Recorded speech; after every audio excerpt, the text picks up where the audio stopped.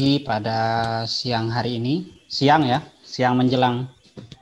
Karena sudah lewat pagi sepertinya. Alhamdulillahirrabbilalamin. Wassalatu wassalamu ala asyrafil anbiya'i wal mursalin wa ala alihi wa ashabihi ajma'in. Amma ba'd. Hadirat Allah Subhanahu wa taala, pada pagi hari ini kita bisa sama-sama belajar ya. Saya juga tidak ngajari, sebenarnya ini hanya sharing session.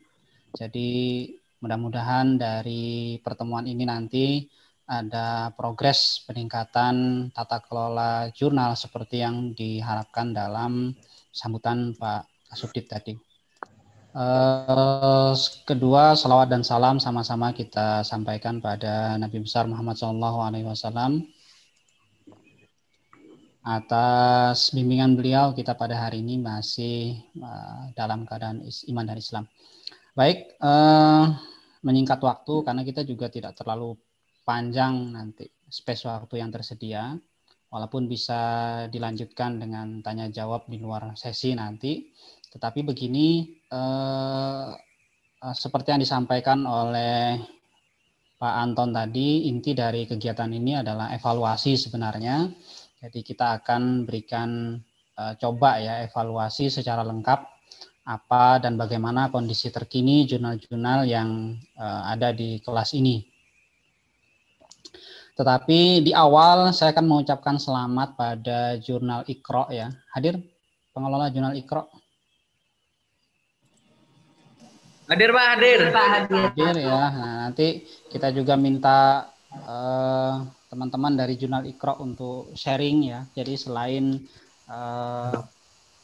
selain materi yang saya sampaikan, nanti kita juga minta teman-teman dari jurnal Iqra untuk sharing kepada 3 jurnal yang lain terkait dengan pengalamannya naik kelas ke Sinta 2 ya. Jadi khusus untuk jurnal Iqra saya tidak bedah hari ini ya, karena kalau sudah naik ke Sinta 2 secara manajemen di bayangan saya sudah oke ya. Jadi nanti besok mungkin akan dapat lebih banyak feedback mengenai perbaikan dan peningkatan kualitas dari sisi konten. Tapi kalau kemudian ada yang ingin disampaikan, nanti monggo disampaikan dalam sharing session ya bersama teman-teman yang lain, karena jurnal Iqra sudah Sinta 2 toh? Sudah Pak, sudah. Iya Pak, Oh, sudah. ya. Ini di periode keberapa? Ke pertama apa kedua? Kedua di bulan Agustus akhir ya Pak. Agustus akhir ya. Oke, selamat ya. Ya, Nah, nanti kan bisa sharing ke teman-teman bagaimana rasanya ya memperjuangkan naik ke Sinta 2, lalu kemudian apa yang sudah dilakukan, nanti bisa sharing bersama dengan teman-teman yang lain. Terutama umpamanya untuk mengatasi masalah-masalah yang mungkin dihadapi oleh rekan-rekan yang lain, karena biasanya masalah pengelola jurnal itu sama di mana-mana. Jadi nanti problemnya sama, solusinya biasanya tidak terlalu beda antara satu jurnal dengan jurnal yang lain. Di awal saya akan coba share materi ya, ada materinya sebenarnya. Jadi sesi hari ini kita akan coba kupas satu persatu ya. Berdasarkan hasil evaluasi diri, nanti kita akan coba lihat kekurangan dan kelebihan dari masing-masing jurnal yang ada di kelas ini. Tadi malam saya coba membuat simulasi sederhana ya. Sebentar, ini masih dalam bentuk Excel. Kita akan mulai langsung ke salah satu jurnal ya, selain yang Iqra tadi. Tapi sebelum ke situ saya sampaikan hal yang mendasar dulu ya. Jadi kita kenalan dulu. Saya Ahmad Anwardani. Saya kelola jurnal di YIN Surakarta. Nama jurnalnya Al-Balagh, Jurnal Dakwah dan Komunikasi. Sekarang juga sedang jadi Ketua Umah Jurnal YIN Surakarta. Saya juga tutor di Relawan Jurnal Indonesia. Di RJI selain jadi tutor juga jadi tim pengembang tema. Jadi mengembangkan beberapa tema di OJS 2 dan OJS 3, anggota aktif di APJIKI, lalu Perhimpunan Pengelola Jurnal Ilmu Dakwah, ada di konsorsium Rumah Jurnal PTKI juga. Nah, ini ya materinya, nanti dibaca sendiri. Saya lanjut ke sini saja ya. Jadi sebenarnya kalau kita mau maju akreditasi atau ingin optimal dalam pengelolaan jurnal, sebenarnya sekarang sudah ada panduan resminya yang dibuat oleh Kemendikbud. Dulu Ristek Dikti ya, sekarang jadi Ristek Brin. Jadi ada dua hal, pertama pedoman akreditasi Arjuna, yang kedua adalah panduan editor jurnal ilmiah. Jadi kalau kita baca secara detail dua hal ini, sebenarnya kita bisa merumuskan apa yang menjadi kelemahan kita saat ini dan apa yang harus kita lakukan untuk memperbaiki hal tersebut kalau kita mau naik ke Sinta 2 umpamanya. Nah, salah satu poin penting dalam pedoman akreditasi Arjuna itu mengenai item penilaian akreditasi. Nah, ini harus diperhatikan ya. Jadi kadang-kadang kita kelewat dalam perhatikan ini. Sebenarnya kalau mau naik ke Sinta 2, itu kita hanya perlu mengumpulkan poin 70 dari total keseluruhan penilaian. Tetapi ada klausul ya dalam Arjuna itu, kalau mau naik ke Sinta 2, itu untuk di bagian substansi itu harus di atas nilai 26 setidaknya. Jadi walaupun nilai kita sudah di atas 70, tapi kalau untuk substansinya itu masih di bawah 26, biasanya tidak bisa naik ke Sinta 2. Nah, nanti coba kita hitung ya, kita hitung secara detail di bagian substansinya sudah nyampe atau belum ya ke skor 26 itu. Kalau masih kurang, maka kemudian harus dioptimalisasi. Nah, secara khusus karena ini adalah sesi terkait dengan manajemen, maka kita akan lebih banyak bicara soal manajemennya saja. Untuk terkait substansinya besok akan dibedah secara langsung oleh para pemateri yang berbeda. Nah, slide ini berisi evaluasi diri sebenarnya ya, evaluasi diri terkait dengan penamaan jurnal ilmiah. Makanya kemudian ini saya coba untuk berpindah-pindah antara satu slide dengan slide yang lain agar kita bisa langsung melihat kondisi terkini dari masing-masing jurnal. Sebentar, saya ekspor dulu. Kemarin saya bikin dalam bentuk Excel ya. Jadi saya sudah buat simulasi untuk masing-masing jurnal, tetapi dalam bentuk Excel. Saya coba ekspor dulu dalam bentuk Excel agar nanti bisa ketemu dan bisa langsung dilihat. Jadi karena harapannya kita akan naik ke Sinta 2, ini saya sudah buat simulasi perhitungan termasuk keterangan dan komentarnya untuk masing-masing jurnal. Nanti kita sama-sama bedah ya. Jadi sama-sama bedah mengenai masing-masing dari kondisi terakhir jurnal. Nah, kecuali yang Iqra, saya sudah sampaikan tadi bahwa Iqra sudah Sinta 2, maka dari sisi manajemen mungkin kita tidak akan banyak bicara mengenai itu.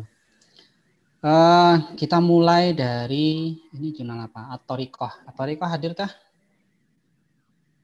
Hadir, Pak. At-Thariqah. Hadir, Pak. Oke, kita coba At-Thariqah ya. Hadir. Ya, sebentar.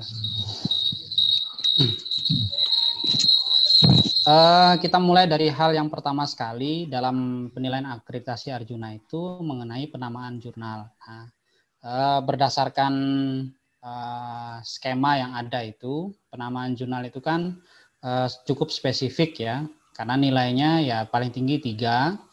Nah, untuk At-Thariqah itu setidaknya bisa dapat di cukup spesifik, tetapi meluas mencakup bidang ilmu, karena ini kan jurnal pendidikan agama Islam.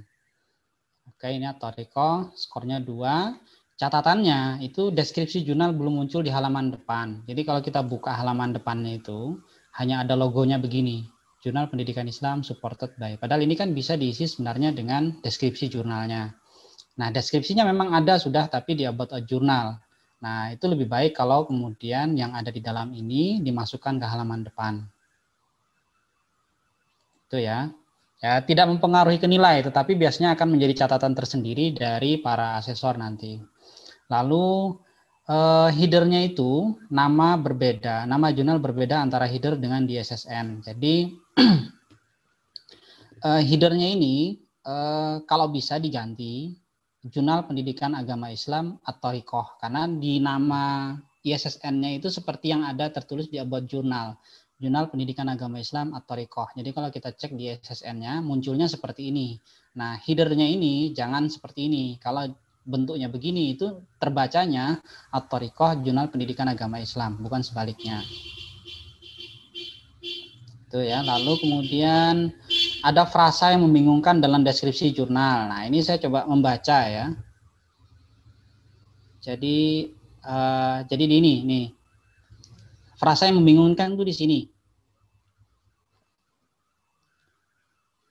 Ini jurnal ini sudah terakreditasi di Sinta 2 peringkat 4 berdasarkan keputusan terus tentang peringkat jurnal periode 3 masa berlaku. Jadi yang membingungkan tuh di sini. Sinta 2 peringkat 4. Nah, ini rasanya aneh. Jadi ini keliru atau gimana saya enggak tahu. Cuma ini nampaknya typo, keliru. Ini ya, jadi terakreditasi di Sinta 2 peringkat 4. Apakah benar Sinta 4? Nah, tapi ternyata ini kan Sinta 3. Jadi makanya saya bilang ini frasanya agak membingungkan. Jadi silakan diedit dan diperbaiki nanti. Gimana teman-teman Toriko? Oke ya? Kan gampang ini perbaiki about the journal. Oke. Nah, itu ya satu. Lalu kemudian yang kedua, ini diterbitkan oleh perguruan tinggi, nilainya 2 ya, karena sesuai dengan di sini. Jadi kelembagaan penerbit. Nah, ini kan perguruan tinggi, lembaga penelitian atau lembaga pengembangan. Sebenarnya kalau mau naik 1 poin, itu kita bisa berkreasi dengan bekerja sama dengan lembaga atau asosiasi keilmuan ya. Tetapi itu untung-untungan juga karena beberapa asesor itu menilai kerjasama itu cukup dengan MOU, tetapi beberapa yang lain itu mensyaratkan harus ada bukti kerjasamanya. Bukti kerjasamanya itu dalam bentuk publikasi bersama. Jadi bisa jadi begini, ada perwakilan asosiasi yang berasal dari perwakilan asosiasi yang menjadi editor, atau perwakilan asosiasi yang menjadi reviewer, atau perwakilan asosiasi yang menjadi penulis ya. Jadi tidak cukup MOU, di beberapa asesor itu mereka mensyaratkan sampai pada tingkat keterlibatan secara real. Jadi tidak cukup MOU saja. Nah, itu kalau bisa dilakukan, maka kemudian nanti skornya bisa naik jadi 3, sehingga nanti totalnya bisa naik. Tetapi ini juga ada catatan, deskripsi jurnal belum menjelaskan lembaga penerbitnya. Jadi di about jurnalnya ini memang didirikan ya. Di sini disebut jurnal ini didirikan pada hari Jumat sesuai dengan keputusan dekan Tridek. Nah, saya coba cari-cari ini jurnal ini diterbitkan oleh siapa, itu sepertinya enggak ketemu. Saya coba-coba baca dari atas, itu enggak ketemu. Jurnal ini diterbitkan oleh lembaga mana itu. Jadi kadang-kadang ada asesor itu yang eksplisit minta disebut gitu kan. Jadi sebenarnya sederhana aja, ini jurnal pendidikan Islam, jurnal berkalimat dengan ISSN terbit 2 kali setahun, diterbitkan oleh, sudah selesai sebenarnya, diterbitkan oleh fakultas, diterbitkan oleh program studi ataupun yang lainnya. Tinggal nambahkan saja di sini. Itu ya, lalu kemudian pelibatan mitra bestari. Ini mitra bestarinya berkualifikasi nasional. Dari mana kita lihat itu? Dari reviewernya. Jadi jumlah reviewer yang muncul ya. Di sini kan kelihatan. Kenapa masuk kualifikasinya adalah kualifikasi nasional? Karena jumlahnya itu belum mencukupi untuk bisa dikatakan sebagai berkualifikasi internasional. Karena untuk kualifikasi internasional itu jumlahnya harus di atas 50% yang memiliki publikasi di internasional. Kalau di bawah itu nanti masuknya di skor yang kedua. Mitra bestari berkualifikasi nasional lebih dari 50%. Nah, pada saat kita lihat di sini, itu yang ber-ID Scopusnya 1, 2, 3. Nah, 3 toh. 3 dari 1, 2, 3, 4, 5, 6, 7, 8, 9, 10, 11, 12, 13, 14, 15, 16, 17, 18, 19. Jadi 3 dari 19 itu kalau mengaca ke sini, maka kemudian skornya adalah yang 3 ini. Jadi ini 3 ya, 3 skornya. Untuk penyuntingan substansi, ini ada catatannya mitra bestari belum secara detail memberikan masukan secara substansi, masih normatif. Jadi ini mengenai komentar reviewer ya. Jadi komentar reviewernya ketika kita coba cek tadi malam, itu rata-rata masih normatif. Jadi belum terlalu substansi pada saat memberikan masukan. Jadi contohnya itu, sebentar saya login dulu. Ini sekalian teman-teman juga bisa tahu gitu gimana sih sebenarnya proses penilaian itu dilakukan. Jadi kita cari yang sudah terbit ya.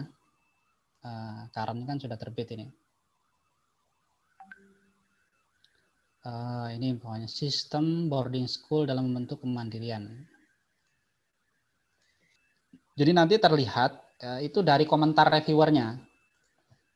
Jadi kalau reviewernya itu berkomentarnya pada sisi-sisi yang substansi, jadi tidak lagi berkomentar pada tata tulis, tata letak, koreksi kata, tetapi lebih pada hal-hal yang bersifat substansi mengenai teori, itu akan lebih tinggi nilainya. Kita coba lihat yang ini ya, satu.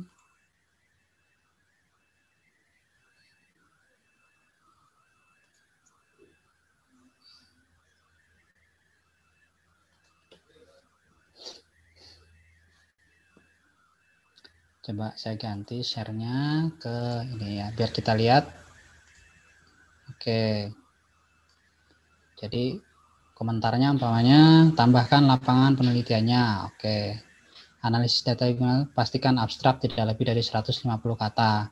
Itu masih kelewat, Pak. Jadi untuk yang begini sebenarnya kurang substantif. Jadi pastikan abstrak tidak lebih dari 150 kata itu komentarnya editor sebenarnya, bukan komentarnya reviewer.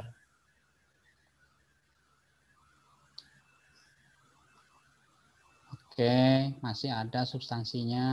Hindari kata ini pada awal kalimat. Nah, ini kerjaannya editor sebenarnya. Jadi komentar editor sebenarnya, bukan reviewer yang kemudian harus berkomentar soal ini.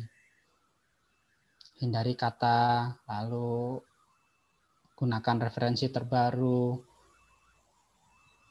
Jadi belum terlalu substansi. Ini masih lebih banyak pada hal tata tulis. Nah, terus ke bawah kosong, tidak ada komentar. Padahal sebenarnya kan masih banyak ini kekurangan dari artikel ini. Nah, sampai bawah kan tidak ada. Jadi pada posisi ini, komentar yang model begini biasanya itu kemudian lebih banyak masuk dalam kategori kalau kita lihat di Arjuna itu, di poin penilaian Arjuna, ini. Jadi masuknya nanti ke skor yang ini. Nomor 1 ya, jadi ini. Skornya 1. Baik, Mitra Bestari membantu menilai naskah, memberikan catatan, dan data perbaikan seperlunya. Jadi tidak terlalu substansi. Jadi kalau mau lebih tinggi nilainya, itu nanti komentarnya harus lebih spesifik pada hal-hal yang bersifat substansi dan teoritis. Kalau bisa sih tiap halaman ada komentarnya gitu. Jadi kurang ini, kurang A, B, C, dan seterusnya. Jadi semakin pedas komentar reviewer itu sebenarnya dari sisi akreditasi akan semakin lebih baik. Itu ya, satu ini terkait dengan mutu penyuntingan substansi. Lalu kualifikasi Dewan Penyunting. Nah, ini kualifikasi Dewan Penyunting kita bisa lihat dari editorial timnya. Tadi di simulasi masuknya 2 ya. Skornya 2. Kualifikasi Dewan Penyunting itu masuknya di sini. Kurang dari 50% menulis di jurnal ilmiah internasional. Nah, karena kita bisa lihat yang punya ID Scopusnya berapa? Cuma 1.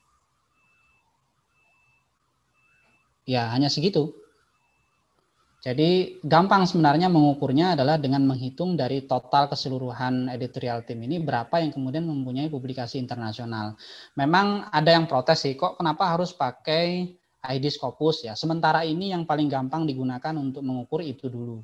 Kalau kemudian nanti akan ada alternatif lain, pawanya WOS dan lain sebagainya, ya itu akan dipertimbangkan lagi dalam proses penilaian akreditasi. Bisa saja ditambahkan sebenarnya jika ada yang punya ID Web of Science bisa ditambahkan di profilnya. Jadi semakin banyak profil publikasi di sini itu akan mencerminkan kepakaran seorang editorial tim. Jadi ini ya kualifikasi Dewan Penyunting, lalu petunjuk penulisan. Nah ini yang agak banyak ini. Jadi petunjuk penulisan bagi penulis itu satu hal yang harus dipahami secara detail oleh pengelola jurnal ya. Jadi jangan sampai pengelola jurnal itu tidak paham dengan apa yang ditulisnya sendiri dalam author guideline. Nah, salah satu contohnya begini, ini saya ngasih catatan, pastikan jumlah apa yang ditulis seperti maksimal jumlah kata pada abstrak itu diikuti, ditaati ya. Jadi di author guideline-nya itu menyebut bahwa abstrak, bawahnya ini ya, abstrak itu maksimum 150 kata. Tetapi saat kita coba cari di beberapa publikasinya, ini kita coba di publikasi terakhir ya, ini kan ada 4 publikasi terakhir. 1, 2, 3, maaf ada 3. Dari 3 ini kita bisa lihat abstraknya beragam ya.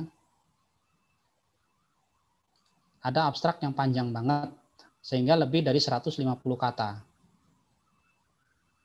Coba, kalau tidak salah yang ini.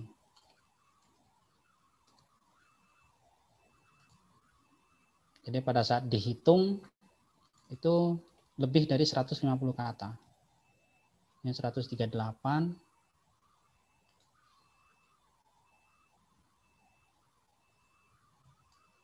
Coba yang ini. Nah, ini 150. Nah, yang ini 151. Jadi kadang-kadang pada saat kita membuat author guideline, itu kadang-kadang kita juga kejebak dengan yang kita tulis sendiri. Kalau kita tidak terlalu paham dengan apa yang kita tulis. Jadi abstraknya lebih dari 150 kata, padahal di author guideline itu menyebut maksimal 150 kata. Nah, yang begini biasanya cara sederhananya ya nanti author guideline-nya harus dirubah. Jadi kita buat range ya, range-nya diganti, umpamanya maksimumnya diganti menjadi 200 kata umpamanya. Itu akan lebih mudah ya. Nanti tinggal diedit saja agar apa yang kita publikasi tidak bertentangan dengan apa yang kita tulis sebagai ketentuan. Tetapi ini juga nanti terkait dengan template-nya biasanya, karena kadang-kadang template-nya juga menyebut ada 150 kata. Coba kita cek template-nya isinya apa. Menyebut nggak? Nah, ini sama. Tidak boleh lebih dari 150 kata. Sementara yang dipublikasi itu ada yang lebih dari 150 kata. Yang begitu kan mengindikasikan bahwa kita sendiri sebagai editor dalam proses melakukan proses editing itu satu tidak teliti, dua tidak konsisten dengan apa yang kita tulis sendiri. Jadi ketentuan yang kita buat itu kita langgar sendiri. Sehingga nilainya menjadi 2. Jadi menjadi 2. 2 itu kenapa? Karena kurang, kalau petunjuk penulisannya sih oke ya, lengkap. Tapi nanti nilai di penyuntingannya akan turun. Ya, jadi di setelahnya ini masih terdapat inkonsisten. Jadi selain yang abstrak tadi yang tidak sesuai dengan author guideline, itu juga di model pengutipan ya. Di author guideline itu disebut ini menggunakan model MLA. Ya, ini menggunakan MLA, lalu kemudian ada contohnya, kalau dari buku begini, dari artikel begini, jadi kalau dari artikel ada halamannya. Ya, coba kita lihat yang sudah dipublikasikan. Ya, jadi ngeceknya pada apa yang sudah dipublikasikan. Oke, ini masih konsisten, ini masih konsisten sampai sini.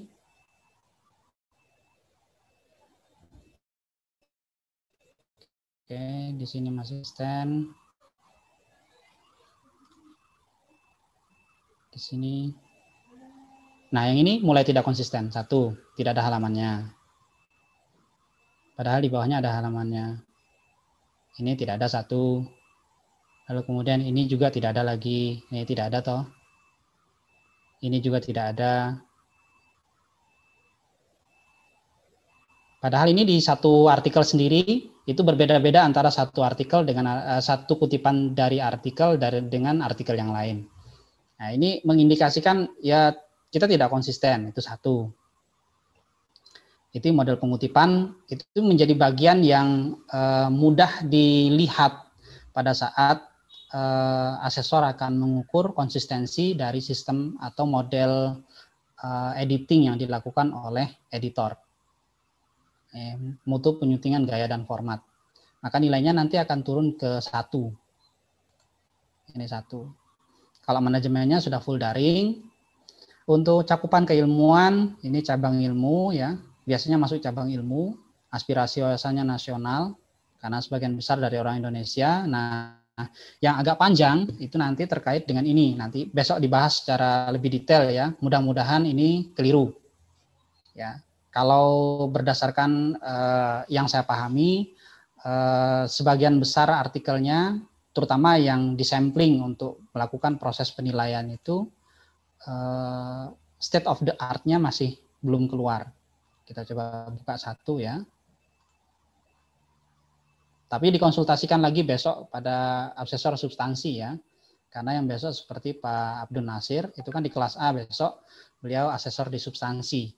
Kalau saya lebih banyak di manajemen, itu kita lebih banyak bicara soal manajemen. Kalaupun kemudian kita dititipi untuk menilai dari sisi substansi, biasanya tidak terlalu dalam.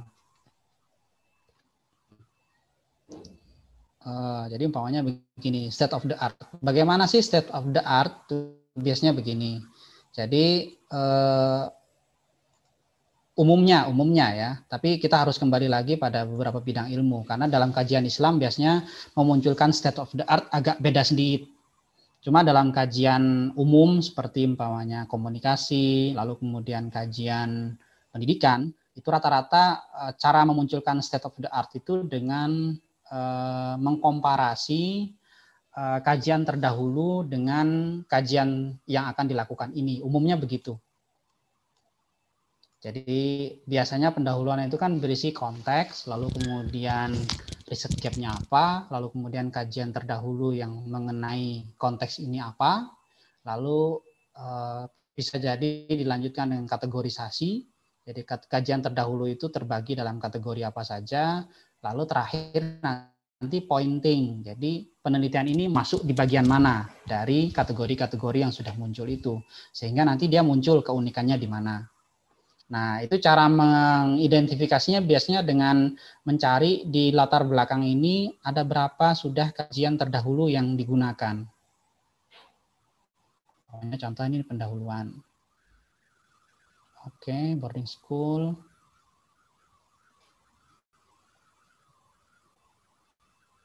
Oke, ini ada 1, 2, 3.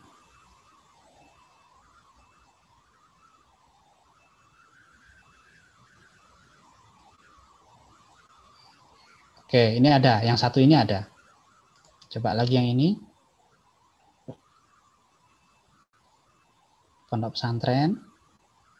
Oke.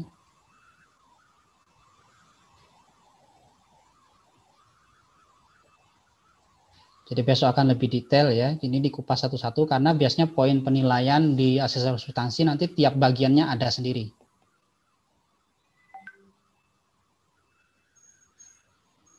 Oke, muncul mana? Coba kita cari. Nah, penelitian yang serupa, oke, sudah ada. Hanya 1 ya. 2.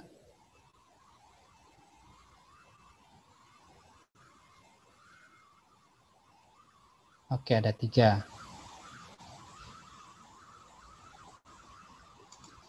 Yang ini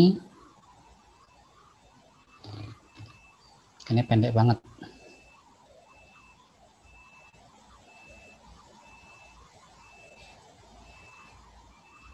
Langsung ke konsep teori. Nah, yang ini yang kemudian agak memberatkan ya, sehingga kemudian di proses penilaiannya dia turun jadi 2 state of the art-nya. State of the art-nya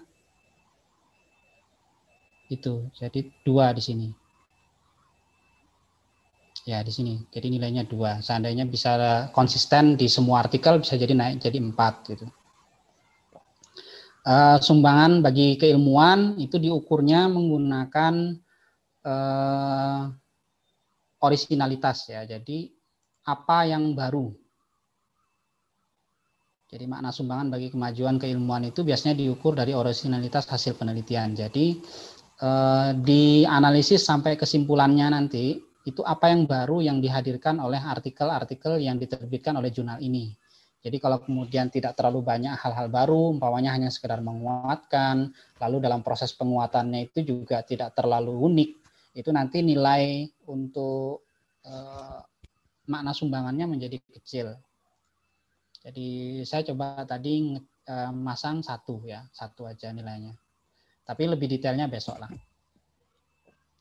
Kalau yang lainnya ini kemudian menjadi objektif ya, karena umpamanya sitasi di GS ini 193 sitasinya, lumayan tinggi. Itu nanti nilainya akan optimal jadi 5. Nah, yang kuantitatif berikutnya adalah nisbah sumber acuan primer dibanding sumber lainnya. Saya mencoba sampling dari 3 artikel ini. Jadi ini dengan ini, itu saya coba hitung. Dari masing-masing artikel ini berapa referensi yang digunakan dan berapa yang kemudian masuk dalam kategori ya. Jadi kategorinya umpamanya acuan primer itu adalah hasil penelitian yang terpublikasi, baik itu dalam bentuk laporan penelitian atau publikasi di jurnal. Jadi buku itu sampai sekarang masih menjadi acuan sekunder. Jadi yang kita hitung adalah yang sederhana berapa referensi yang berasal dari jurnal atau laporan penelitian. Nah, artikel pertama ini ada 31, kalau tidak salah yang ini yang 31.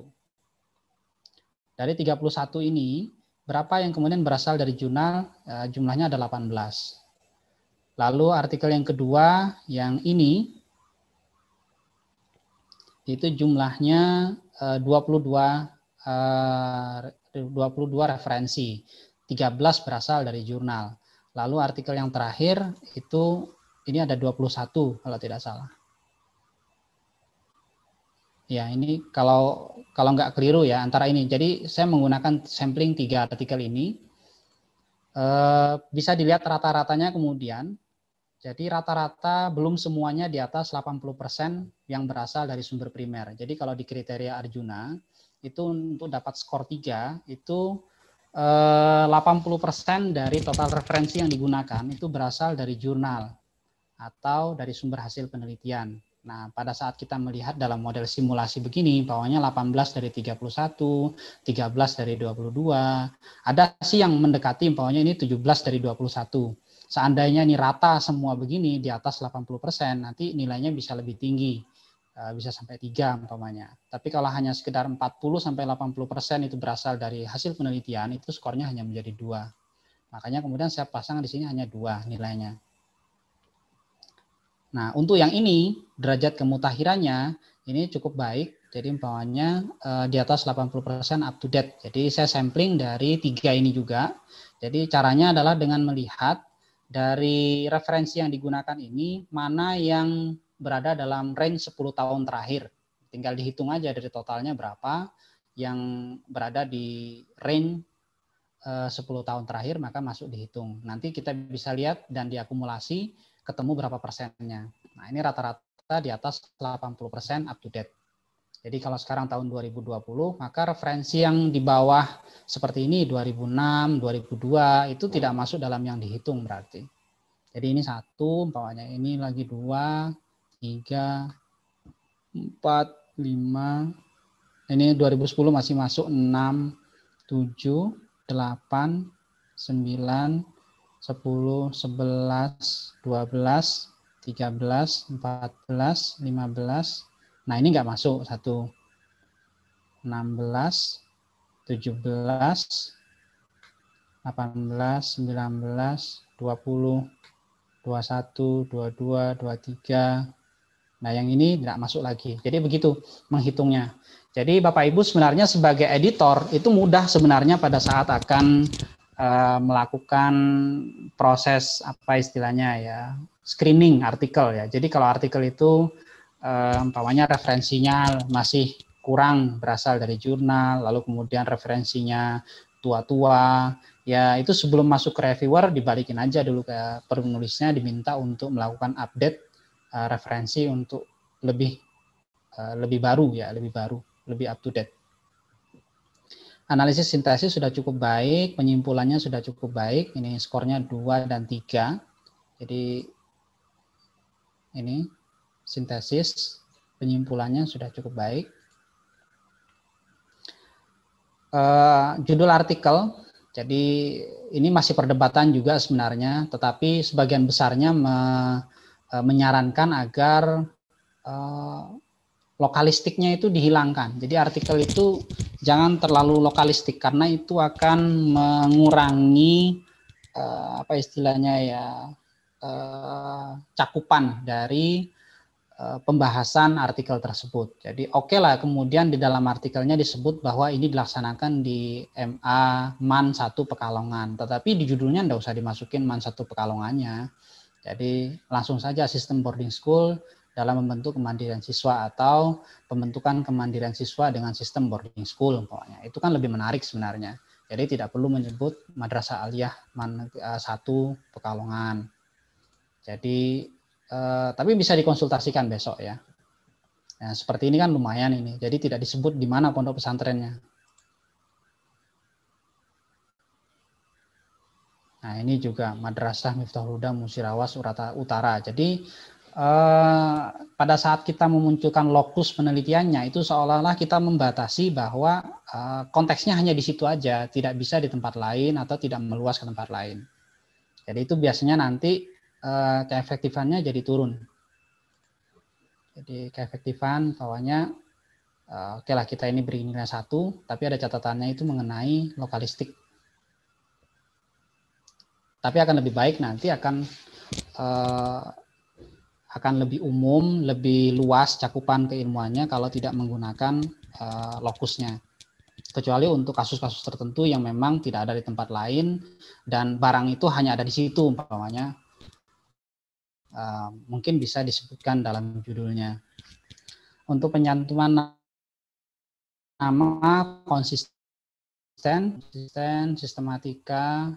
Nah, yang ini ya, ada catatan khusus untuk sistematika penulisan artikelnya, itu pembabannya masih kurang konsisten. Jadi pada saat kita lihat di full text-nya, itu ada artikel yang menggunakan subbab dalam pembahasan, tapi ada yang tidak menggunakan subbab. Beberapa menggunakan subbab, ada yang tidak menggunakan. Jadi subbabnya begini umpamanya. Jadi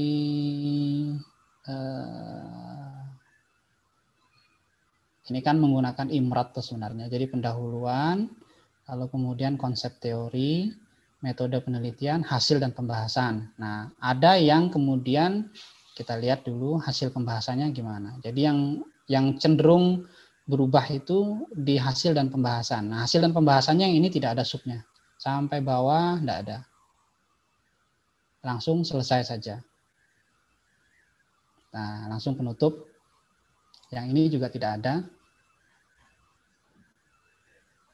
Metode penelitian, hasil dan pembahasannya langsung. Tidak ada subbabnya. Sementara yang ini ada hasilnya. Hasil penelitiannya ini, lalu pembahasannya sendiri. Jadi, sebaiknya sih konsisten. Jadi kalau memang mau menggunakan subbab ya subbab semua, kalau tidak menggunakan subbab ya tidak menggunakan subbab semua. Instrumen pendukungnya oke, jadi tabelnya sudah oke, sistem pengacuan dan pengutipannya masih kurang konsisten dalam penulisan sitasi. Jadi umpamanya kita bisa lihat dalam proses penulisan sitasi antara satu artikel dengan artikel yang lain masih kurang konsisten. Jadi umpamanya ini dipakai H73. Coba yang di sini tidak pakai H, tapi lah pakai titik 2. Ini juga pakai titik 2. Jadi kelihatan bahwa ini berbeda antara satu artikel dengan artikel yang lain. Ini juga pakai titik 2. Jadi mana yang benar sebenarnya, artikel yang ini atau yang ini atau yang ini. Nah, itu masih kurang konsisten ya. Kalau kita baca di author guideline-nya itu kita kejebak lagi nanti. Coba kita baca author guideline-nya.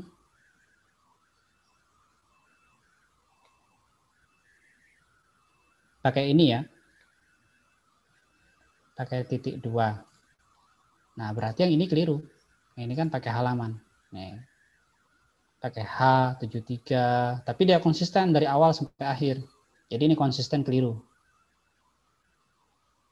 Sehingga kemudian nilai di sini menjadi kurang konsisten dalam penulisan sitasi, penyusunan daftar pustaka juga masih kurang konsisten dalam penulisan daftar pustaka. Lalu beberapa artikelnya masih ada data yang typo ya. Jadi ada beberapa kalimat yang masih tidak lengkap, kurang 1 huruf, kurang 2 huruf. Sehingga nilainya 1-1. Kalau kita lihat sini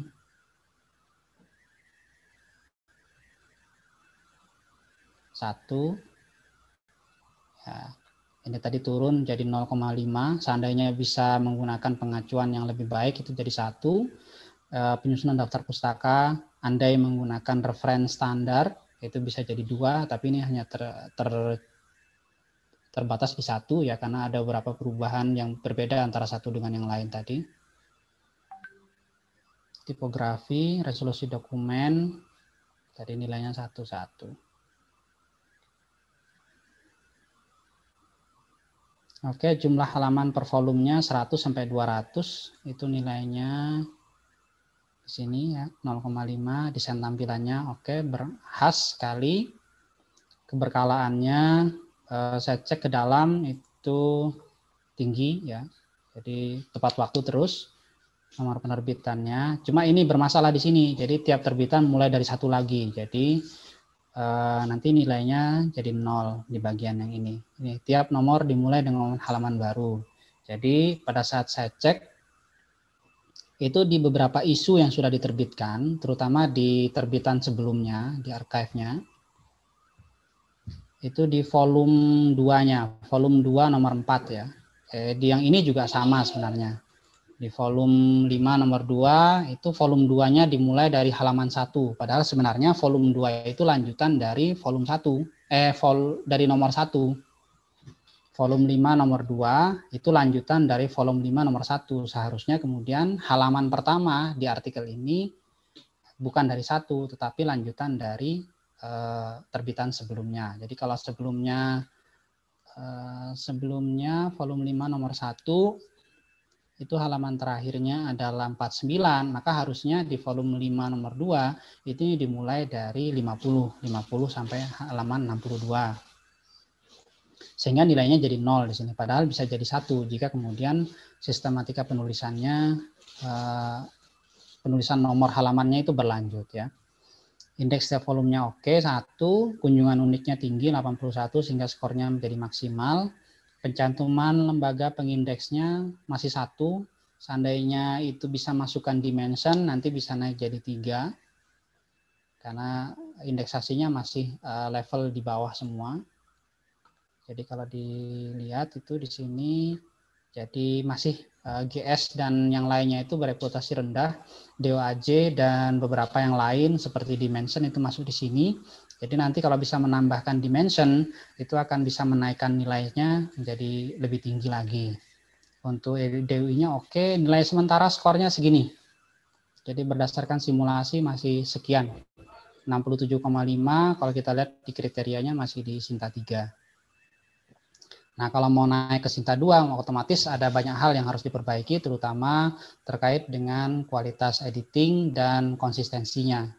Tadi yang keliru-keliru, jadi penggunaan reference manager menurut saya harus lebih dioptimalkan untuk bisa menaikkan nilai dalam proses penilaian akreditasinya nanti. Demikian untuk yang jurnal At-Thoriqah. Sebelum lanjut ke jurnal yang lain, mungkin ada yang ingin disampaikan dari teman-teman jurnal At-Thoriqah?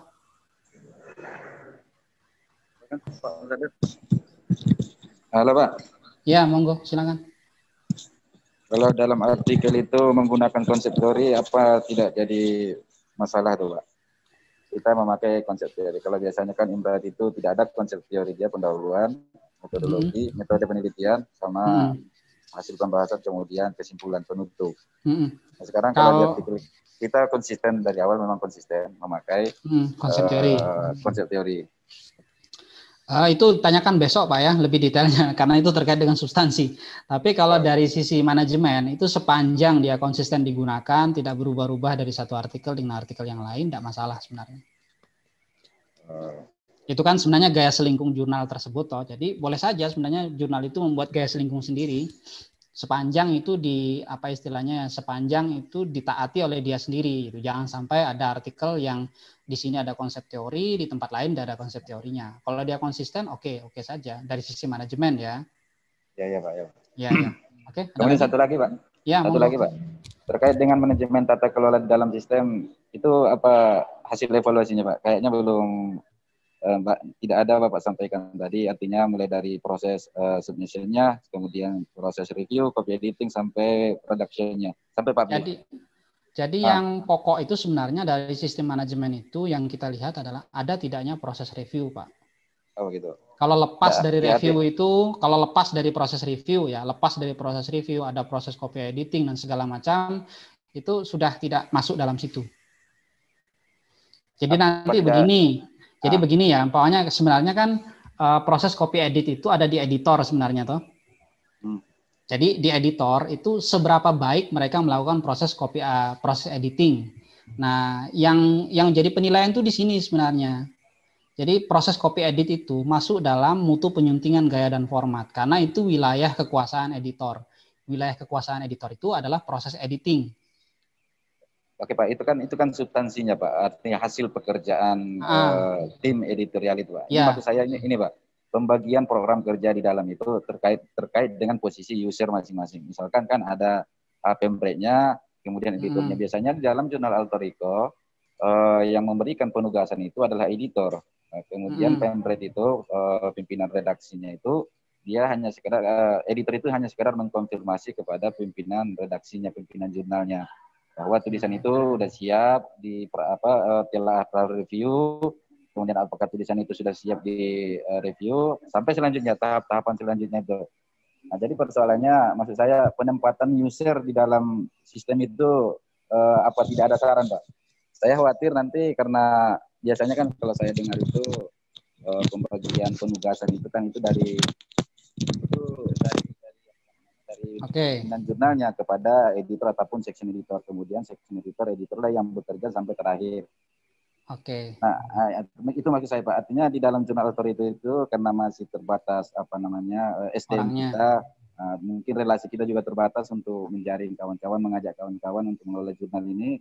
Akhirnya terkesan di situ editor itulah yang banyak berperan Pak. Seperti saya Pak di dalam jurnal authority kan sebagai editor. Nah, biasanya saya yang banyak berperan itu.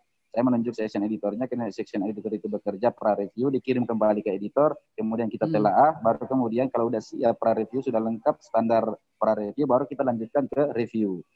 Nah, begitu juga selanjutnya, begitu nanti hasil review selesai, kita lanjutkan ke penulis untuk direvisi, kemudian hasil revisi itu kembali ke editor lagi.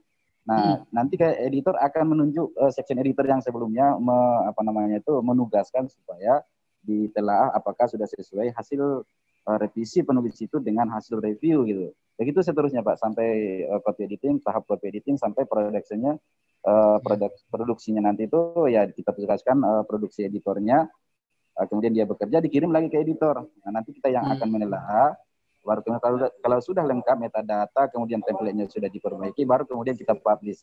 Jadi yang mempublish terakhir itu ya saya sendiri, artinya bahwa di dalam jurnal Alter Ego setiap tahap itu editor yang paling berperan di situ. Artinya kesimpulannya itu diambil alih oleh editor, tentu dia harus komunikasi berkonsultasi dengan pembrate-nya gitu, pimpinan editornya. Nah, itu maksud saya Pak, apa tidak ada saran begini, Pak. Sebaiknya bagaimana Pak gitu. Ada editor in chief, ada section editor, lalu kemudian ada editor. Itu toh? Ya. Sebenarnya yang dikenal itu hanya dua istilahnya. Satu pimpinan editor, dua editor, Pak. Tapi semuanya editor. Jadi maksudnya begini, jadi jangan sampai ada editor in chief tapi tidak pernah mendapat penugasan. Jadi editor in chief itu hakikatnya editor.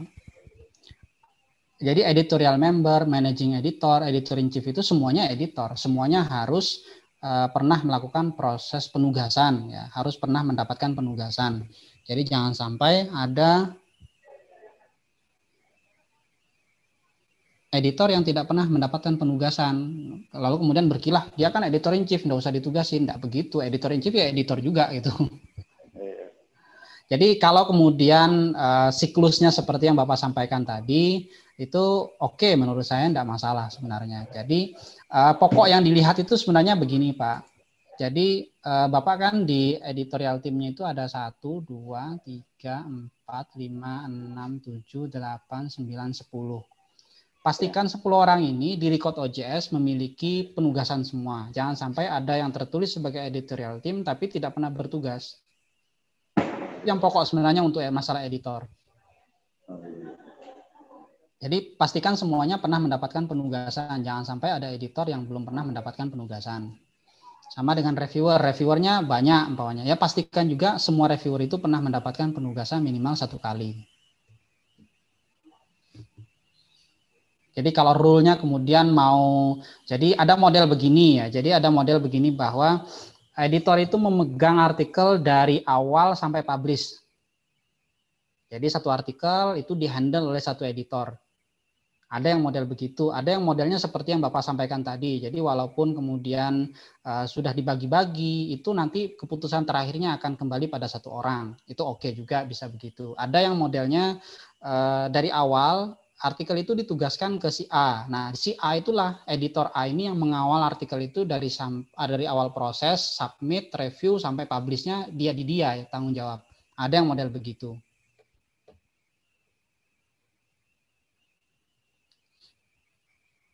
Suaranya hilang, Pak. Kena mute, Pak. Suaranya mute. Oh iya.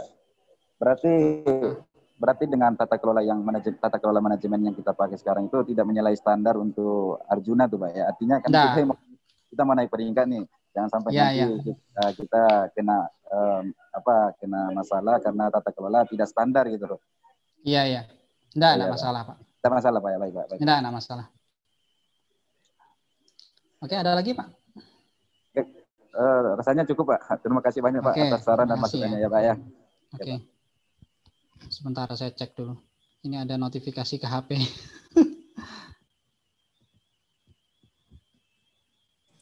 Khawatir pulsanya habis nanti. Paket datanya habis. Oh iya Bapak Ibu silakan untuk. Ya, saya ngecek data dulu. Terus Mas ini saya kayaknya ke disable untuk share screen ini. Pertanyaan boleh ya? Ya boleh Pak, tanya Pak, silakan. Ya dari Aturikoh nih lagi Pak. Misal dalam menuju ke Sinta 2 kita memang berencana untuk menambah amunisi kita untuk mendongkrak itu. Kemudian yang berikutnya kita rencana ada sedikit lah misalnya penambahan pembenahan di dalam sistem itu, seperti tadi saran-saran insya Allah akan kita perbaiki gitu kan. Misalnya kalau selama ini kita ditulis di setiap nomor itu sekitar 7 tulisan atau 6, 5 sampai 7 misalnya. Yang akan datang kita akan naikkan menjadi 10 tulisan gitu ya. 10 penulis, maksud saya 10 judul artikel gitu. Nah, itu apakah harus kita sebutkan itu nanti di dalam author guideline atau dalam pengumuman atau apa namanya untuk nambah perubahan-perubahan itu gitu. Jadi begini Pak, yang pokok itu adalah terkait dengan selingkung biasanya. Kalau kita punya perubahan terkait dengan gaya selingkung itu boleh dan harus disampaikan kalau memang ada perubahan. Tapi kalau jumlah artikel yang diterbitkan itu tidak harus diumumkan, Pak. Oh, tidak harus ya? Tidak harus. Jadi sebenarnya kalau diakui itu yang disebut sebagai konsistensi terterbitannya, umpamanya lalu kemudian nggak selingkung, penggunaan bahasa itu sebenarnya yang diminta untuk konsisten. Jadi umpamanya kita akan mewajibkan artikel yang masuk dalam bahasa Inggris umpamanya, yaitu perlu umumnya bahwa kita hanya menerima artikel. Tapi kalau hanya untuk jumlah artikel yang terbitkan itu tidak masalah sebenarnya. Berdasarkan pengalaman saya, kalau mau naik reakreditasi sebaiknya jangan banyak-banyak artikelnya karena nanti kita akan berat sendiri dalam memproses perbaikan artikelnya. Semakin banyak artikel yang kita terima, semakin banyak yang mau kita publish, itu berarti kita mendapatkan beban yang lebih berat untuk bisa menstandarisasi kualitas artikel satu dengan yang lain. Karena ini kan semuanya mau naik peringkat, bukan mau masuk Arjuna pertama kali. Itu berarti nanti akan diajukan adalah edisi terakhir saja. Nah, saran saya sih jangan terlalu banyak. Jadi kalau memang mau naik, nanti setelah Sinta 2 aja. Jadi kalau sudah sukses Sinta 2, baru kemudian jumlah artikelnya ditambah. Untuk ke Sinta 2-nya jangan banyak-banyak. Karena itu nanti menjadi beban tersendiri bagi redaksi, teman-teman editor, untuk bisa menjaga konsistensi layout, konsistensi editing, agar seluruh artikel yang diajukan dalam proses akreditasi terstandarisasi. Umpamanya sekarang kita terbit 6. Lalu mau naik ke Sinta 2, kita nambah jadi 10. Itu berarti sebenarnya menambah beban sendiri bagi editor. Kita harus memastikan 10 artikel yang kita ajukan dalam proses reakreditasi ke Sinta 2 itu betul-betul terstandarisasi dan baik. Nanti bisa sambil share dengan teman-teman yang sudah sukses ke Sinta 2 ya, teman-teman dari jurnal Ikro ya, nanti bisa bercerita bagaimana pengalamannya naik ke Sinta 2. Demikian, ada lagi yang mau ditanyakan sebelum lanjut ke jurnal berikutnya?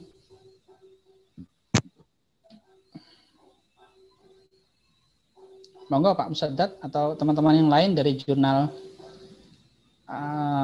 Atoriko.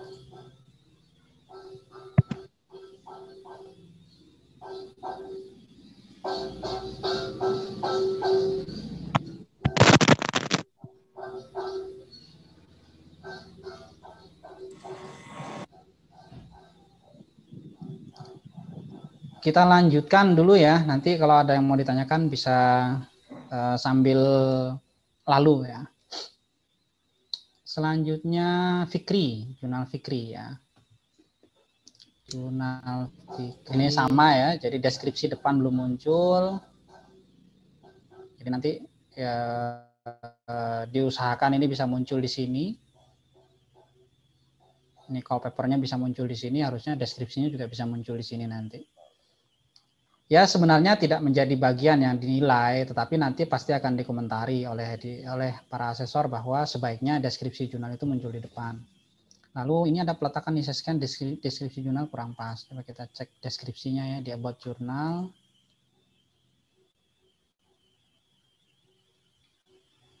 Nah ini di sini ya. Jadi coba kalau dibaca deskripsinya itu Pak Fikri, jurnal kajian agama, sosial dan budaya, terus ini panjang lebar, diterbitkan oleh ini, fokusnya di mana, sudah Sinta 3, lalu editor mengundang untuk menulis, lalu tiba-tiba this publication is available online via open access P. Nah ini tiba-tiba ada di sini ISSN-nya. Jadi sebaiknya ISSN-nya dimunculkan di awal sekali atau di mana ya. Jadi saya merasa sih, menurut saya sih ini tidak pas kalau dipasang di sini. Jadi diperbaiki lagi redaksinya sehingga lebih nyaman ketika dibaca.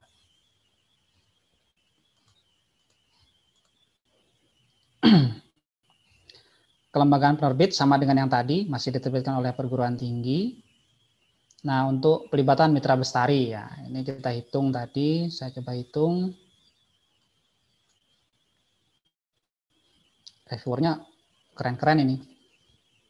Jadi banyak yang Scopusnya sudah. Dari 13 ini, 7-nya sudah punya ID Scopus. Jadi kalau dihitung-hitung, sudah hampir lebih dari 50% ya.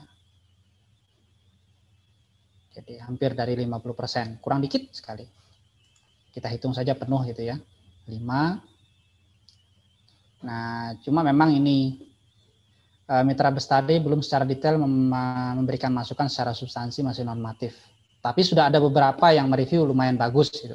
Jadi komentarnya sudah ada yang lumayan bagus, ada yang detail sekali. Sementara nilainya 1 dulu. Ya. Karena begitu nilainya 1 saja, sepertinya skornya sudah cukup di bawah. Kualifikasi Dewan Penyuntingnya masih nasional. Nah, cuma ada bermasalah begini ya. Jadi pastikan yang dicantum sebagai editor itu memiliki role sebagai editor. Jadi catatan saya, di editorial team. Ini kan banyak ya. Nah, cuma itu jadi pertanyaan tuh di sini ada editorial board. Ini ada Prof. Tulus, Suryanto, Dr. Melor, Dr. Subandi, Khairuddin Nasution, lalu ada Mas Busro, Nawahyudi. Ini ketika saya cek di role di editornya, ini mereka tidak sebagai editor. Ada yang bahkan tidak ada akunnya. Nah, ini bermasalah nanti. Kenapa? Karena dianggap ini asal tempel. Kalau ini asal tempel nanti nggak diakui gitu. Jadi seakan-akan nanti yang tercatat sebagai editorial team itu sebenarnya bukan editor. Makanya yang masuk di sini itu memang seharusnya memiliki role sebagai editor. Technical support ini kalau mau dimasukin tapi tetap nggak dihitung juga sebenarnya. Karena tidak dihitung sebagai editor, kecuali dia umpamanya asisten to editor, itu lebih baik menggunakan asisten to editor. Jadi seperti ini ya. Jadi coba kita cek ya, kita login dulu.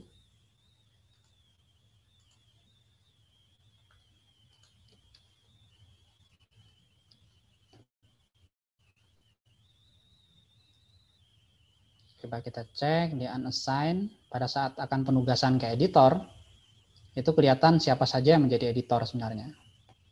Add partisipan, nah saya coba cek ya, jurnal manager, coba jurnal editornya. Nah ini sebenarnya editornya. Ita, Irsad, Habib Ismail. Coba kita cek Ita ya, Ibu Ita. Oke, ada satu. Muhammad Irsad. Muhammad Irsad malah tidak ada di sini. Lalu Habib Ismail, coba kita cek Habib Ismail, adakah Habib Ismail? Tidak ada juga. Terus Agus Musodik umpamanya. Agus Musodik ada. Lah Ari Rohmawati ada tadi, Ari Rohmawati ada. Subandi. Mana Subandi? Oh, ada satu nih, ada satu. Suhono. Adakah Suhono? Tidak ada. Jadi yang begini tolong diperbaiki nanti. Jadi antara satu dengan yang lain itu harus konsisten. Jadi mereka yang tercantum di editorial team adalah mereka yang memang menjadi editor. Tercatat sebagai editor, memiliki role sebagai editor. Jadi ngeceknya gampang sebenarnya. Dilihat saja begini kelihatan bahwa apa yang tertulis di editorial team itu berbeda dengan apa yang tercatat sebagai role editor. Nah, nanti yang tidak tercatat sebagai role editor itu tidak masuk sebenarnya, tidak dihitung. Jadi kalau tadi berdasarkan role yang tadi, itu yang bisa dihitung sebagai editorial team cuma 1, 2, 3, 4, hanya 4. Sisanya itu tidak dihitung sebagai editor. Jadi percuma lagi sebenarnya memunculkan orang-orang keren dengan Scopus ID-nya ini, tapi kalau kemudian mereka tidak tercatat sebagai editor sebenarnya di sistem. Itu ya. Makanya kemudian di sini hitungannya menjadi 2 aja, karena dihitungnya sebagai kualifikasinya nasional. Ini ya, penyunting nasional saja. Penyunting manajemen. Oke, lanjut di manajemen. Ini jadi petunjuk penulisan bagi penulis. Nah, ini ya. Hati-hati dalam penulisan author guideline, pastikan isinya valid dan benar, termasuk presentasi konten. Mengapa kurang 5%? Nah, ini jadi ini saya coba membaca ya, karena saya melihat author guideline yang begini bagus sebenarnya. Jadi author guideline jurnal ini lumayan bagus. Jadi dia sampai membuat presentasi bahwa kalau membuat pendahuluan itu harus maksimal sekian persen dari total isi gitu kan. Nah, ini yang di sini ya. Jadi saya coba hitung ya. Jadi yang di sini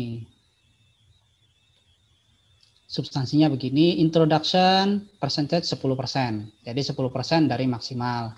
Metodenya 5% dari keseluruhan. Diskusi dan analisisnya 75%, konklusinya 5%. Tapi ini kalau dihitung 10 tambah 5, 15, tambah 75 itu 90, tambah 5, 95 cuma. Lah 5%-nya kemana?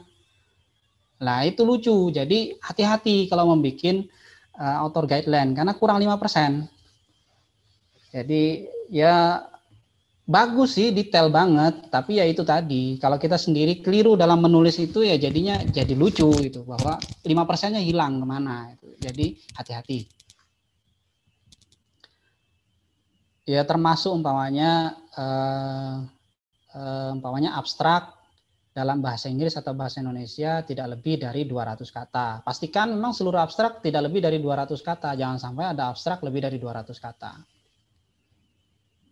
Nah, ini juga yang bawahnya mutu penyuntingan gaya dan format. Ini penulisan daftar pustakanya. Sama-sama, jadi rata-rata teman-teman kalau kita tidak menggunakan reference manager dengan baik, ya dalam tanda kutip dengan baik loh ya. Jadi kadang-kadang kita menggunakan Mendeley pun itu masih keliru. Kenapa? Karena Mendeley itu ya tergantung kita nginput metadatanya. Kalau kita nginput metadatanya bagus, nanti keluarnya jadi bagus. Tapi kalau kita nginput metadatanya keliru, pasti keliru juga. Jadi menggunakan Mendeley pun tidak menjamin sebenarnya benar. Jadi harus menggunakan reference manager dengan baik dan benar. Jadi penulisan daftar pustaka ya, kita coba cek apa sih yang saya maksud dengan daftar pustaka itu, kenapa kok keliru gitu kan. Kita coba di terbitan terakhirnya, karena samplingnya di terbitan terakhir ya. Jadi saya coba cek ini tadi malam. Author guideline-nya dia nyebutnya pakai ini reference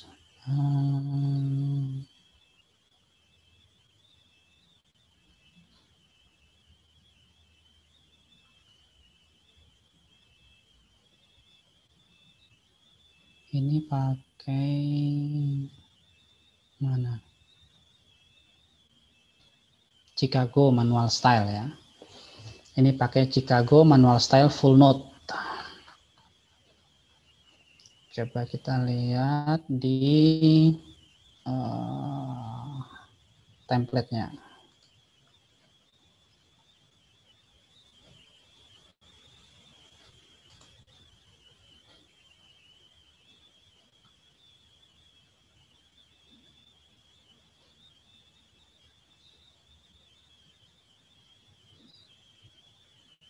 Oke, sama Chicago Manual Style Full Note. Cuma jadi aneh di sini. Nih, ini ya teman-teman ya. Jadi ketentuan penulisan naskah. Nah, di sini yang aneh nih. Dalam pengutipan rujukan menggunakan model Institute for Electronic Engineers. Padahal di atas itu pakai Chicago Manual Style. Ini jadi di template-nya aja ini, kalau saya yang jadi penulis di sini jadi bingung sebenarnya. Ini pakai Chicago Manual Style atau pakai Institute for Electronic Engineers. Karena di sini disebut nih ketentuan penulisan naskah. Jadi di sininya sendiri tidak konsisten. Jadi di template-nya sendiri tidak konsisten. Ini ada ini jadi ini diedit aja nanti. Jadi panjang naskah ini menjebak loh ya. Jadi panjang naskah 10 sampai 15 halaman. Jangan sampai ada naskah yang di bawah 10 halaman atau di atas 15 halaman. Coba kalau pakai Chicago Manual Style, kita lihat PDF-nya.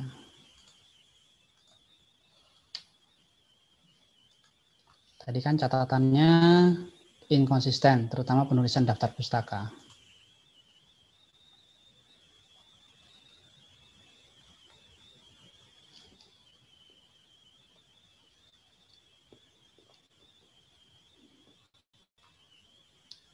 Oke. Antara ini dengan ini kok beda ini. Ini ada halamannya. Yang ini tidak ada halamannya.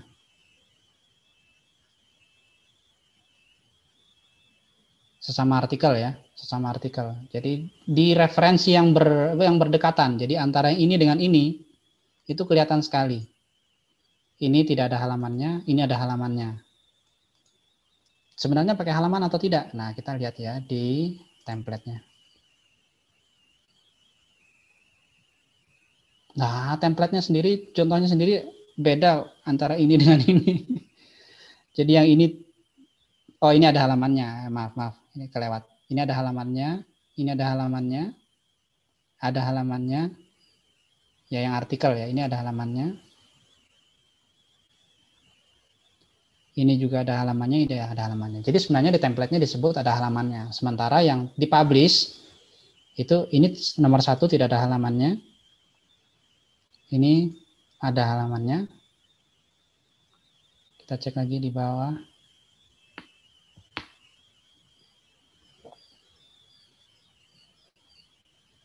Kalau buku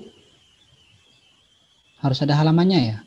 Ini ada halamannya, ini tidak ada halamannya. Jadi kelihatan bahwa di satu artikel saja itu penulisan daftar pustakanya tidak konsisten. Jadi walaupun ada yang bilang sebenarnya mutu penyuntingan gaya format itu lebih pada sistematika pembaban, tetapi beberapa yang lain nyebut bahwa penulisan daftar pustaka itu bagian dari gaya penyuntingan, karena sebenarnya editor itu pada saat dia menerima naskah dari penulis, entah itu naskah awal ataupun naskah hasil revisi, ya dia bertanggung jawab untuk proses editingnya, termasuk untuk urusan referensinya ini. Jadi sementara nilainya masih 1 lah dulu. Oke, lanjut ke bawah, cakupan keilmuannya sama. Aspirasi wawasan masih nasional, set of the art sudah ada, sumbangan keilmuan, oke sudah ada, nisbah sumber acuan 4 dari 21, 13 dari 36. Oke, catatannya itu belum semua, di atas 80% berasal dari sumber primer. Kalau tidak salah samplingnya yang 2 ini ya, yang sedang dibaca ini. Jadi kita lihat dari reference yang dimunculkan itu jumlahnya berapa.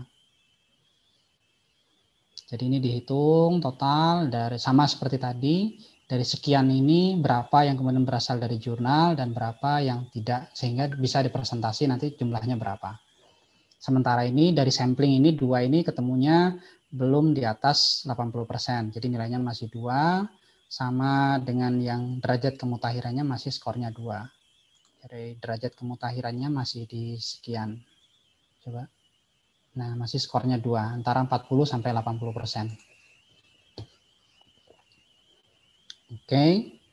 Sama ini, jadi judulnya beberapa diantaranya masih sangat lokalistik, tapi sementara 1 ya, karena judulnya tidak terlalu panjang.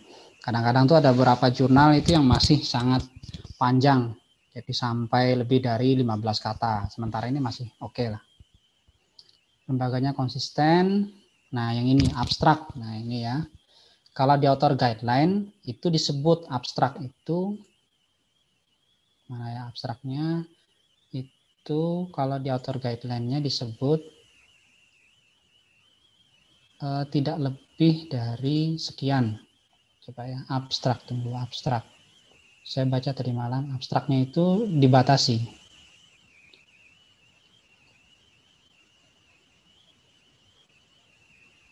Agak awal kayaknya.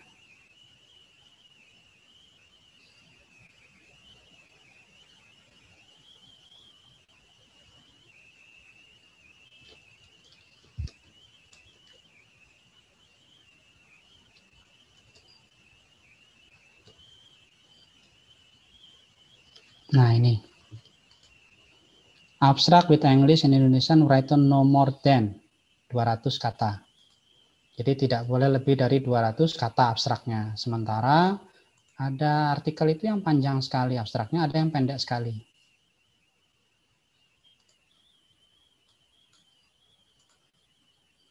Nah yang ini panjang sekali nih abstraknya ini.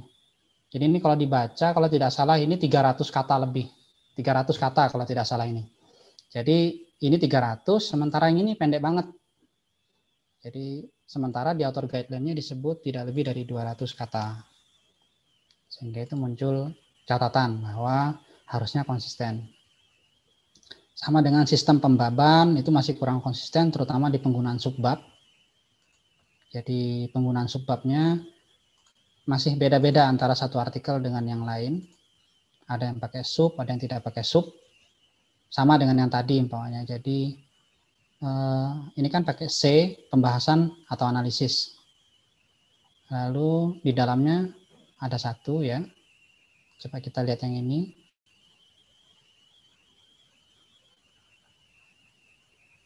Pembahasan dan analisisnya mana?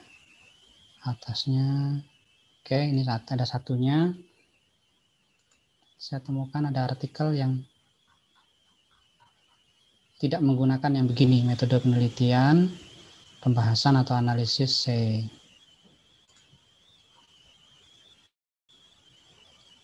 Metode penelitian.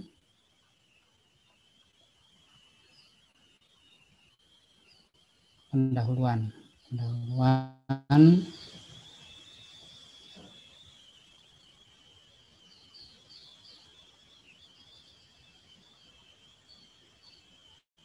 Satu, dua, terus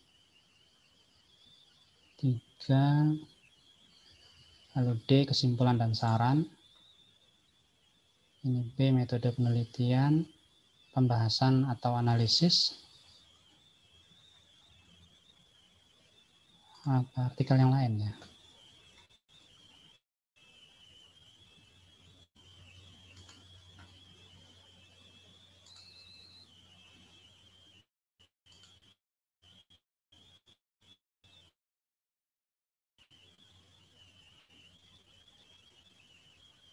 A. Pendahuluan, metode penelitian, tradisi. Bisa jadi keliru ya. Sementara, mana tadi? Nah ini, kalau kemudian dia akan tetap konsisten, nanti naik jadi 1.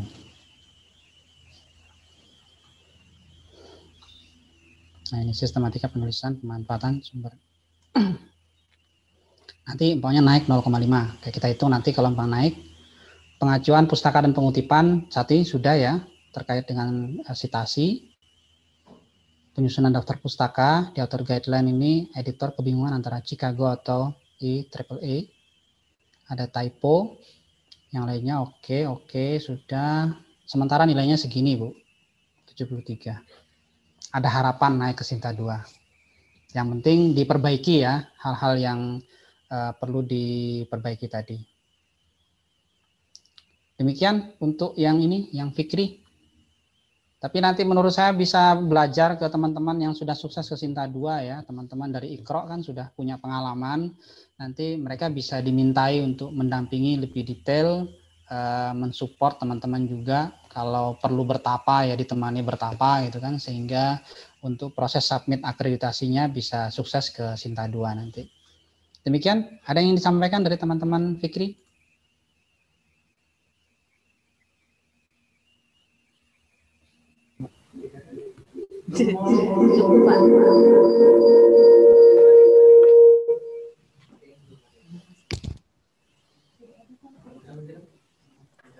Silakan Bu Wiwi, silakan Bu. Silakan Bu Wiwi menanggapi dari jurnal Fikri. Saya lihat ini mikrofonnya on. Apa mau ditanggapi hasil dari Pak? Sudah Pak, terima kasih. Sudah kami catat semua yang perlu diperbaiki. Oke, nggak ada? Halo, Ya, halo, halo Oke, Pak. Maaf ya, Pak, monggo. mau nanya Ya, Pak. ya, monggo Pak. Silakan Pak. Iya Pak. Saya Pak yang Musadar Pak, karena tadi dari Fikri saya mohon izin. Ya, monggo, silakan. Ini karena esensial Pak yang mau saya tanya nih. Ya, monggo. Iya, tadi lupa nyapa kawan-kawan pengelola jurnal, salam kenal semua. Dan ada guru saya, mohon maaf, ada guru saya di sini, ada Dr. Agus Salim, kemudian ada Ibu Eka. Terima kasih sudah berhadir. Tadi lupa menyapa Pak. Ini Pak, ini terkait dengan jurnal Alter Ego tadi, bahwa kita ada rencana untuk pergantian editor Pak. Nah, jadi ada editor baru, nanti editor yang lama ya dalam hal ini saya akan berganti posisi. Jadi apa saran Bapak ya Pak? Apakah ada nanti efek negatif terhadap jurnal yang sekarang? Karena apalagi kita tahu jurnal OJS 3 itu yang punya akses penuh itu adalah kalau di dalam bahasa sistemnya itu yang sudah diatur oleh IT supportnya itu adalah managing editor dan editor ya. Kalau di dalam bahasa sistem ya Pak ya.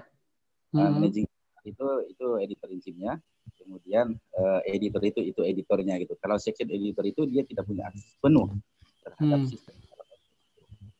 Iya. Walaupun dia dapat penugasan, dia kan tidak bisa mengakses semuanya. Dia hanya bisa mengakses penugasan itu saja. Jadi maksud saya gini, Pak, apa kira-kira yang harus dilakukan? Karena editor yang sekarang ini kan dia banyak termasuk akun-akun semua user-user, baik ya user di dalam Arjuna, user di dalam pengindeks yang lain, itu biasanya kan menggunakan nama editor gitu. Jadi sekarang editornya mau ganti gitu. Jadi mohon saran Pak, supaya nanti ke depan jurnal Alter Ego ini tidak terganggu ketika ingin mengajukan reakreditasi ke cinta yang lebih tinggi gitu. Mohon sarannya Pak. Kalau saran saya, jadi editor itu jangan diganti Pak, ditambah aja. Jadi editor jangan diganti tapi ditambah. Kalaupun kemudian untuk operasional sehari-harinya diserahkan ke orang lain, ya enggak masalah sebenarnya. Karena begini, kalau di role OJS juga mau kita ganti, itu bermasalah nanti, karena bisa jadi nanti hilang. Jadi orang itu sudah ditetapkan sebagai editor, lalu kemudian mau diganti, itu kan berarti record dia sebagai editornya bisa jadi hilang nanti. Nah, sebaiknya editor itu ditambah saja. Jadi, kalaupun untuk real operasionalnya itu diserahkan ke orang lain, ya enggak masalah sebenarnya, tapi jangan mengganggu di sistem.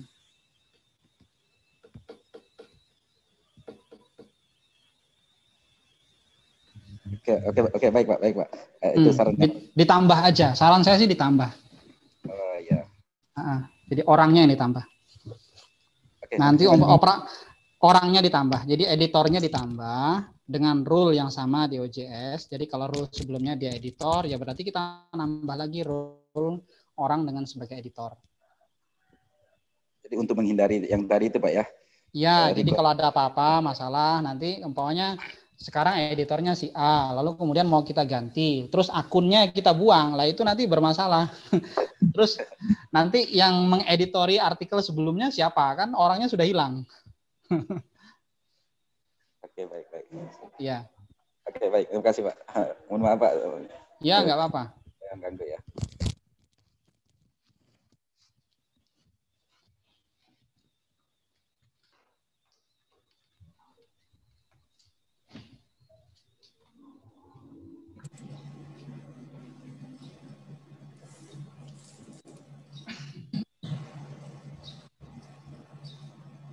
Silakan Pak Muhammad Agus, apa ada yang mau dikomentari?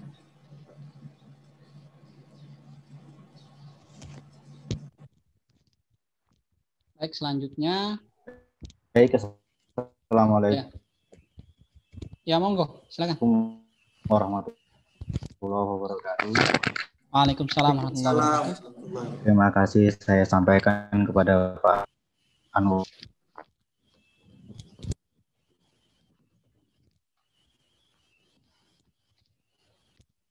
Putus-putus, Pak.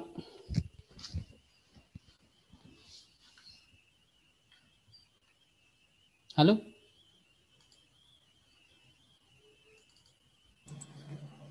Sepertinya koneksi Pak kurang koneksinya sepertinya naik turun. Ya Pak.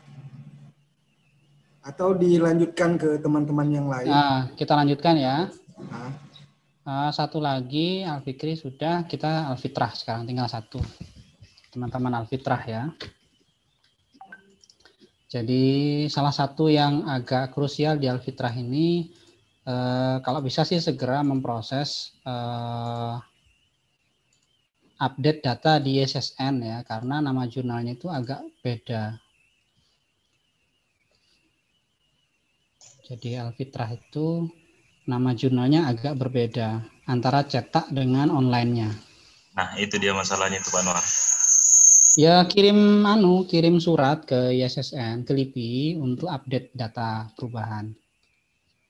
Bisa, jadi perubahan itu bisa dilakukan, perubahan nama, penyesuaian nama. Jadi kirim surat resmi, entah itu dekan atau pokoknya publishernya, siapa penerbitnya. Ya. Silakan.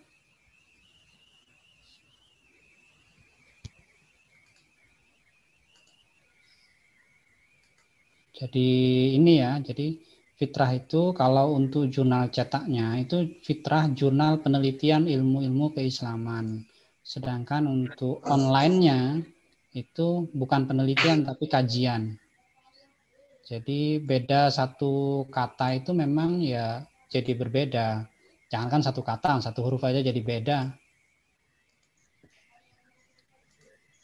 Makanya kalau yang di online itu nggak kita gunakan yang penelitian Pak Anwar. Iya, tapi harus tetap diupdate itu. Atau sekalian aja, nggak usah dipakai jurnal cetaknya, pakai jurnal online-nya aja. Jadi yang dipasang di OJS-nya itu satu aja, jurnalnya saja. Karena sebenarnya yang wajib sekarang kan hanya harus punya ISSN. Untuk print-nya kan tidak wajib. Nah, itu dia Pak Anwar. Makanya kami mengabaikan yang cetak ini kan. Karena yang cetak ini kalimat penelitian. 2016 lalu kita pernah pergi ke PDI LIPI untuk meminta SK. Nah, karena perubahan pun tidak bisa dilakukan, nah kami ajukanlah kami tetap buatkan aja yang ISSN baru ini gitu dia. Sebenarnya nih Pak Dani, ini kelahiran Fitra ini kelahiran 1993. Nah, karena dari segi penamaan itu dari 1993 itu jurnal kajian ilmu-ilmu keislaman, nah kami teruskan di versi online-nya. Nah, yang cetak ini kami biarin saja gitu. Tapi karena tuntutan ini akreditasi harus ada di form isiannya itu ada PISSN, makanya kami tetap buatkan aja di halamannya itu PISSN gitu dia. Sebenarnya itu dia mau dihilangkan bagaimana, mau tetap ada nilai aja. Jadi begini, jadi yang harus ada itu kan P-nya, E-nya saja. Yang harus ada itu kan ISSN-nya. Jadi PISSN-nya nggak usah dimunculkan, nggak masalah sebenarnya. Jadi di OJS-nya itu nggak usah dimunculkan P-nya. Karena kalau dimunculkan malah jadi itu tadi, jadi muncul pertanyaan kok bisa beda namanya itu kan. Lebih baik munculkan satu saja, E-nya saja yang dipasang. Atau kalau mau lebih clear, itu ya bercerita di jurnal history bahwa sebenarnya begini. Sudah. Kalau di history jurnal sudah kita sebutkan itu Pak. Perubahannya ya. Ada di atas itu foldernya. Menunya ada di menu atas history. Oh, History of Fitra.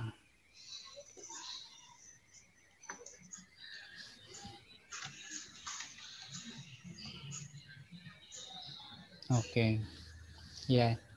Ya cuma ini saja. Jadi ketika saya cek itu ya beda nama itu satu ya. Tapi oke lah kalau sudah diceritakan oke. Tidak masalah juga sebenarnya sih. Cuma ya kalau bisa diupdate datanya akan lebih baik.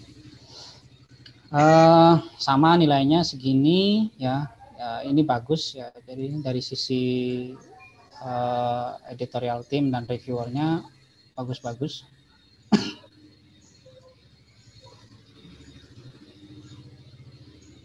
Jadi editorial timnya kita satu-satu ya, mulai dari Mitra Bestari. Wah ini Scopus semua bagus-bagus. Ya, banyak ya, jumlahnya oke. Cuma kita cek dulu di user home-nya. Ini kan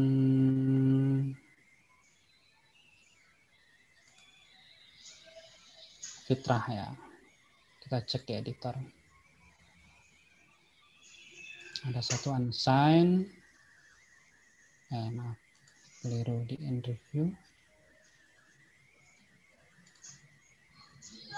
Kita coba satu select reviewer. Oke. Ini baru ya? Yang untuk reviewer internasional baru mulai bulan Agustus kemarin Mas Anwar. Lah ya itu jadi dilematis ya. Jadi kalau masih nol semua begini jadi dilematis. Jadi kadang-kadang masih belum bisa diklaim sebagai reviewer kita karena belum bekerja. Tapi untuk edisi Desember udah kita gunakan 3 reviewer itu yang ya, jadi yang baru-baru. Jadi logikanya sederhana bahwa kita bisa klaim mereka sebagai reviewer itu karena mereka sudah bekerja gitu. Jadi coba nanti dipilih lagi nih, dihitung lagi yang memang sudah punya assignment, sudah aja penugasan satu saja minimal, itu yang mana, yang belum punya diturunkan dulu. Oh baik. Nah, jadi nanti kelihatan berapa sebenarnya yang memang sudah betul bisa diklaim sebagai reviewer ya. Ini sementara tadi masih 0 karena saya baru dapat akunnya pagi sekali tadi. Jadi untuk penyuntingan substansi coba kita cek ya.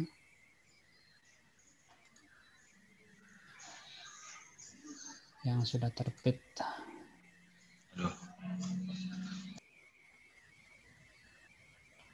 Ya, edisi terakhirnya 17, 19, 20.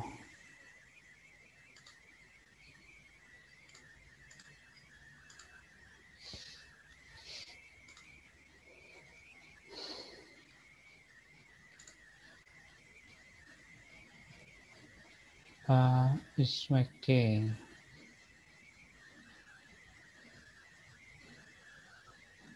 Nah, ini bermasalah satu, Mas, ini.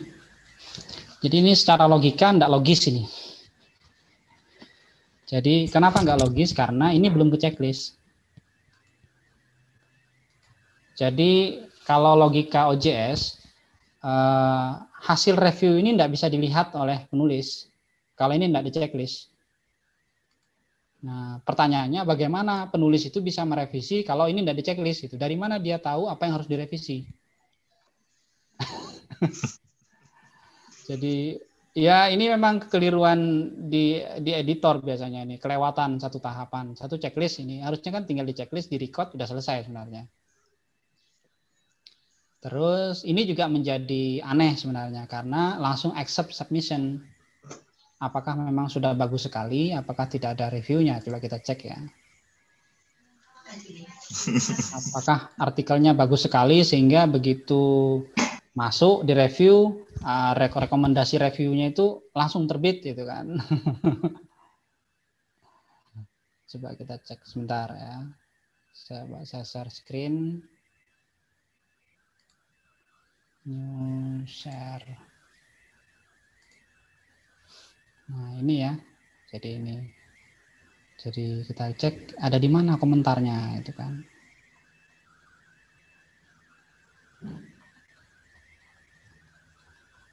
Terus ke bawah. Oke, enggak ada ini. Jadi ini enggak ada komentarnya berarti. Satu tidak ada komentar.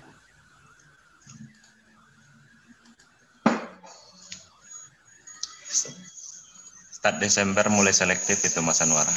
Iya, tapi kan yang mau diajukan yang mana itu kan? Rencana ini Desember ini Mas Anwar. Nah, iya. Oke, berarti kan edisi terakhir toh, coba kita cek yang in editing ya.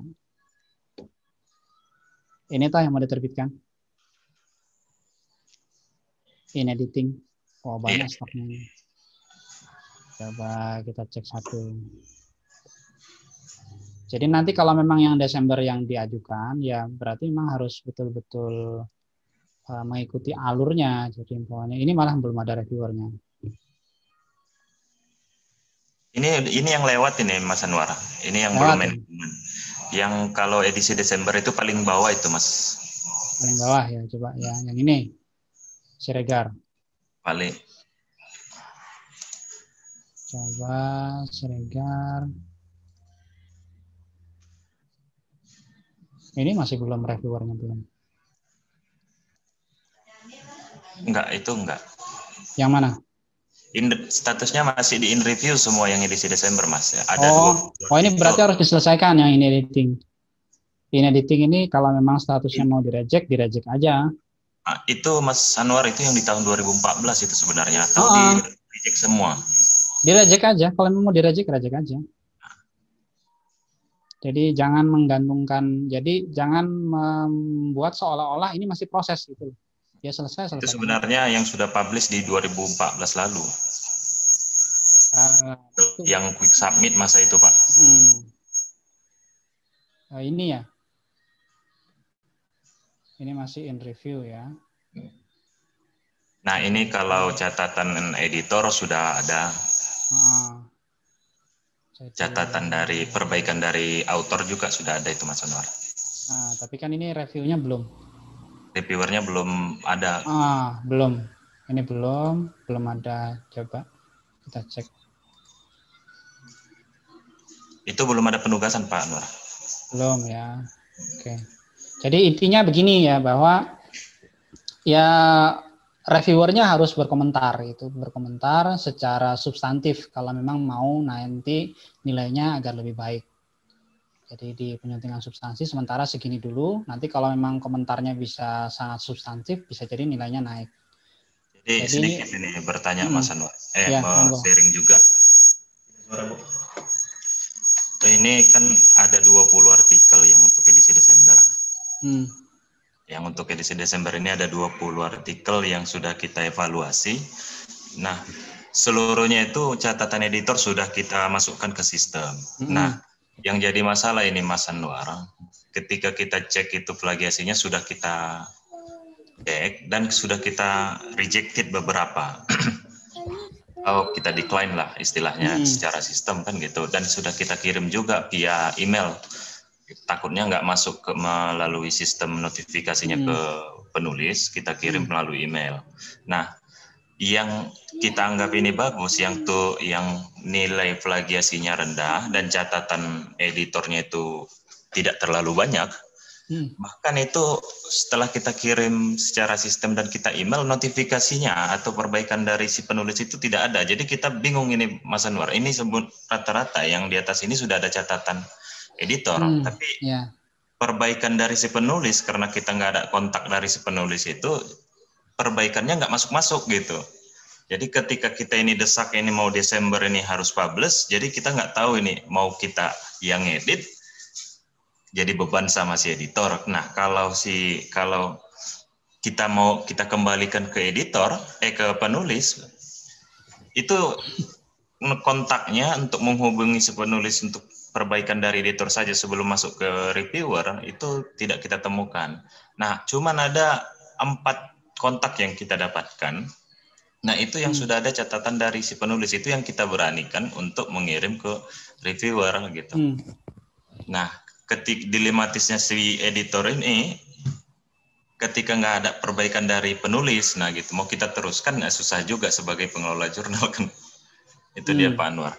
Ini dari 20 ini yang ACC ini baru dapat 4 ini. Kalau cek plagiasinya tinggi semua. Nah, kalau kita yang beban dari si editor, rejected beberapa artikel itu, jadi alhasil tidak dapat artikel, tidak terpenuhi artikel untuk edisi Desember gitu dia Pak Anwar. Jadi begini Pak, jadi pada tataran tertentu ada hal-hal yang bersifat normatif ya. Hal-hal yang bersifat normatif itu begini, jadi secara prinsip yang merevisi itu kan penulis sebenarnya. Ya, jadi yang merevisi itu kan penulis. Jadi editor itu sebenarnya adalah editing akhir. Dia hanya finalisasi, penyeragaman, gaya, bahasa, dan segala macam itu sebenarnya kerja editor di situ. Tetapi memang begini, problem yang jenengan sampaikan itu tidak hanya di jenengan terjadi. Gitu. Banyak jurnal yang lain juga mengalami. Saya sendiri juga dulu di awal-awal mengelola jurnal mengalami kondisi yang sama. Jadi beberapa teman yang lain juga begitu. Jadi akhirnya kemudian mau tidak mau kita yang handle. Karena kita juga terdesak waktu ya. Apalagi kalau kemudian kita terikat dengan RKKL, umpamanya kan harus terbit, kalau nggak terbit jadi temuan dan segala macam loh. Ya sudah, eksekusi aja gitu kan, nggak usah terlalu ribet. Ya, dieksekusi aja. Tapi kalau jurnal Fitra ini tidak terikat RKKL Mas Anwar. Nah, kalau nggak terikat RKKL menurut saya lebih luas dan lebih fleksibel toh. Kalau dapat dia 5 saja yang publish ini Mas Anwar. Iya, enggak masalah sebenarnya. Jadi kan minimal untuk terbit itu kan hanya 5 artikel. Tapi usahakan 5 itu 5 yang terbaik gitu loh. Nah, bagaimana menjadikan artikel itu artikel terbaik? Itu kadang-kadang kita dapat artikel dari penulis sudah lumayan sebenarnya. Jadi di standar kita dia sudah grade-nya di atas 50% baik gitu kan. Hasil revisi dari hasil komentar dari reviewer sudah pedas banget, oke. Tapi revisinya dia itu tidak optimal menurut kita ya. Apakah kita harus kembali lagi secara normatif dan sistem ya balikin lagi untuk kemudian kita minta reviewer lain atau reviewer yang sebelumnya untuk melakukan review ulang round 1, round 2 kan begitu sebenarnya rule-nya. Tapi kalau kita nggak telaten dengan itu, ya lalu kemudian mau potong kompas, ya boleh saja sebenarnya. Tetapi itu tidak normatif. Artinya kan bukan menyalahi, tetapi tidak sesuai dengan prosedur penerbitan yang normal. Kalau ini Mas, edisi Desember, dari catatan editor pun sudah masuk sebagian itu catatan terkait substansi, tidak hanya yang terkait typo terhadap isi artikel atau template artikel. Nah, yang 4 artikel ini mudah-mudahan sudah bisa lah, cuman catatan dari autor itu, dari penulis itu masih tidak nampak itu apanya yang perubahannya maksimal gitu. Yang maksimal untuk revisi dari editornya. Jadi kita itu, terus aja dah gitu. Kalau kira-kira dia diminta merevisi lagi, berubah lagi nggak? Kalau tetap tidak berubah, ya menurut saya sih berdasarkan pengalaman ya sudah, editor yang kemudian menyempurnakan sesuai dengan keinginan editor. Tapi itu di luar skema normatif loh ya. Itu tidak normal sebenarnya. Samping lah itu ya Mas Anwar ya.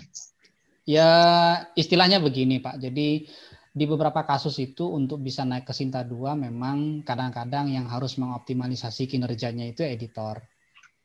Jadi editor yang kemudian harus bekerja lebih optimal ketimbang yang lain karena pertaruhan juga sebenarnya. Jadi kita juga berada dilematis sebenarnya, berada posisi dilematis. Jadi kalau kita hanya berpegang dan berpatokan pada apa yang dilakukan oleh penulis, itu kadang-kadang kita tidak nyampe itu untuk bisa naik ke Sinta 2.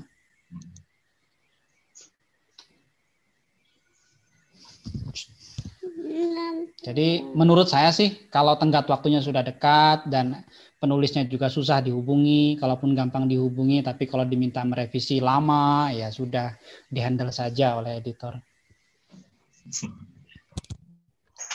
Tapi itu kasusnya bukan cuma di sini Pak, di mana-mana ya begitu.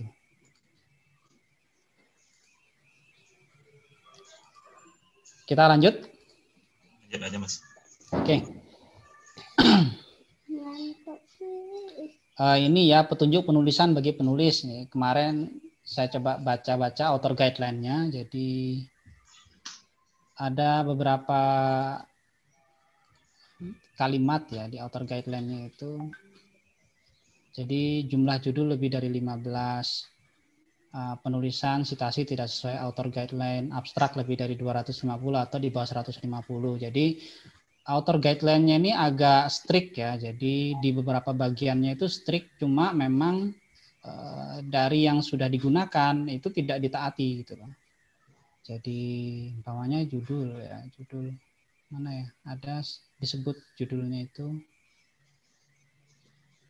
Judulnya tidak boleh lebih dari 15 kata.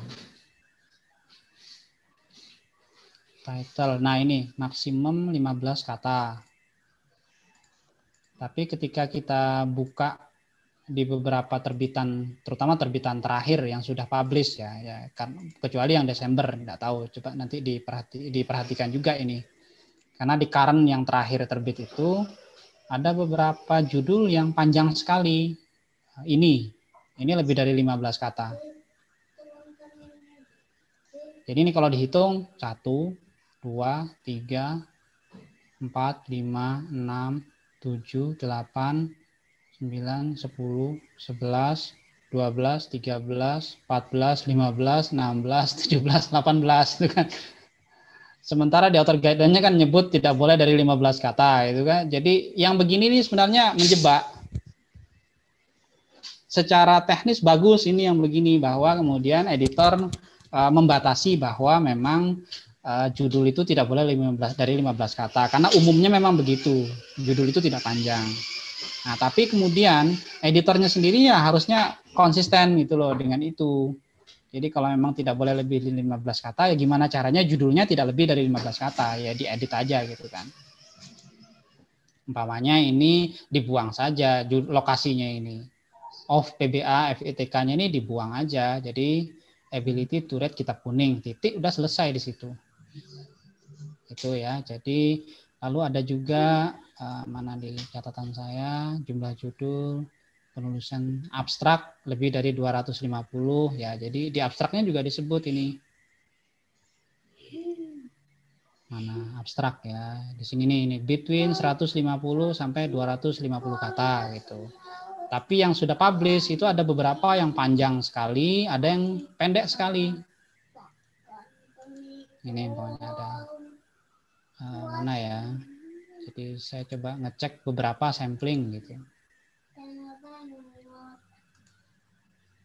Ini pendek banget ini. Ini nggak nyampe ini. Ini nggak nyampe 150. Ini kalau nggak salah cuma 130 gitu. Nah, cuma 133. Yang ini cuma 133 kata. Tapi ada yang panjang banget kayak gini nih pokoknya. Ini kayaknya kalau nggak salah ini lebih dari 250 kalau nggak salah. Nah, 300 kata. Yang ini 300 kata. Jadi ya ininya diperbaiki lagi ya. Jadi kalau sudah publish kan nggak bisa diapa-apain lagi. Kecuali memang ya, mau yang edisi Desember itu taat sesuai dengan aturan author guideline ini, monggo silakan. Tapi kalau mau lebih mudah itu berdasarkan apa yang sudah publish ya berarti author guideline-nya yang kemudian disesuaikan. Disesuaikan dengan kondisi real yang sudah terbit itu. Lalu begini juga ini introduction 700 sampai 1000 kata. Jangan sampai nanti di introduction-nya ada yang lebih dari 1000 kata. Ya, jadi yang begitu-begitu harus kita taati sendiri karena kita yang nulis, kita yang buat ya dalam proses editingnya kita yang harus taati itu gitu loh.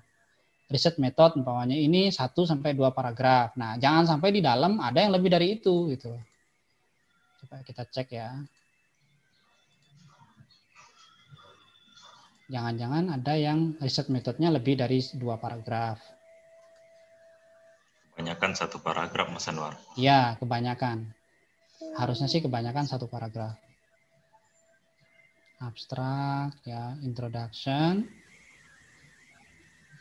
Nah ini 1, 2, 3 tuh. Jadi ya itu yang kita tulis ya kita harus taati sendiri apa yang kita tulis. Jadi pedomannya sederhana sebenarnya. Jadi apa yang ditulis oleh editor harusnya mereka taati sendiri. Nah ini malah nggak ada nih metodenya ini.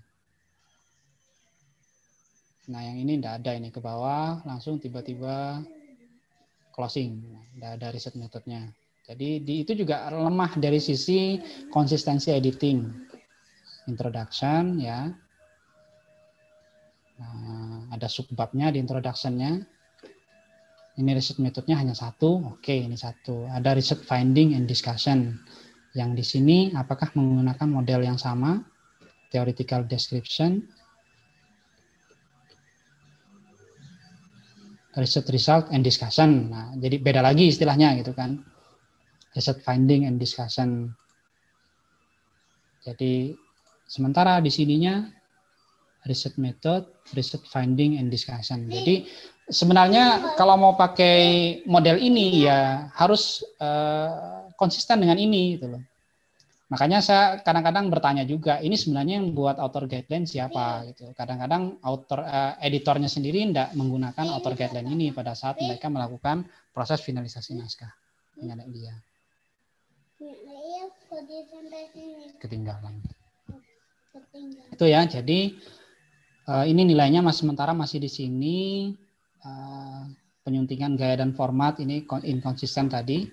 Jadi beberapa artikel manajemennya sementara 1 dulu.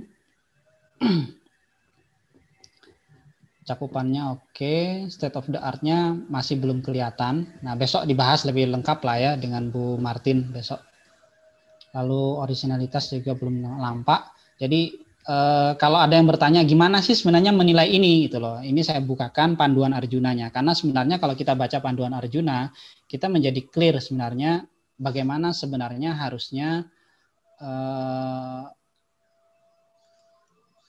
analisis itu bagaimana, terus penyimpulan itu bagaimana. Jadi di panduan Arjuna sebenarnya disebut. Sebentar, saya bukakan pedoman akreditasi. Nah, ini ya. Wah, kena replace. Bentar. buka satu baru. Jadi mudah-mudahan teman-teman sudah punya ini. Jadi kalau nggak punya bisa browsing, bisa di-download sendiri. Jadi ini kalau dibaca secara lengkap sebenarnya kita jadi tahu sebenarnya artikel yang bagus itu seperti apa. Karena ini sebenarnya lengkap, di sini disebut coba ya.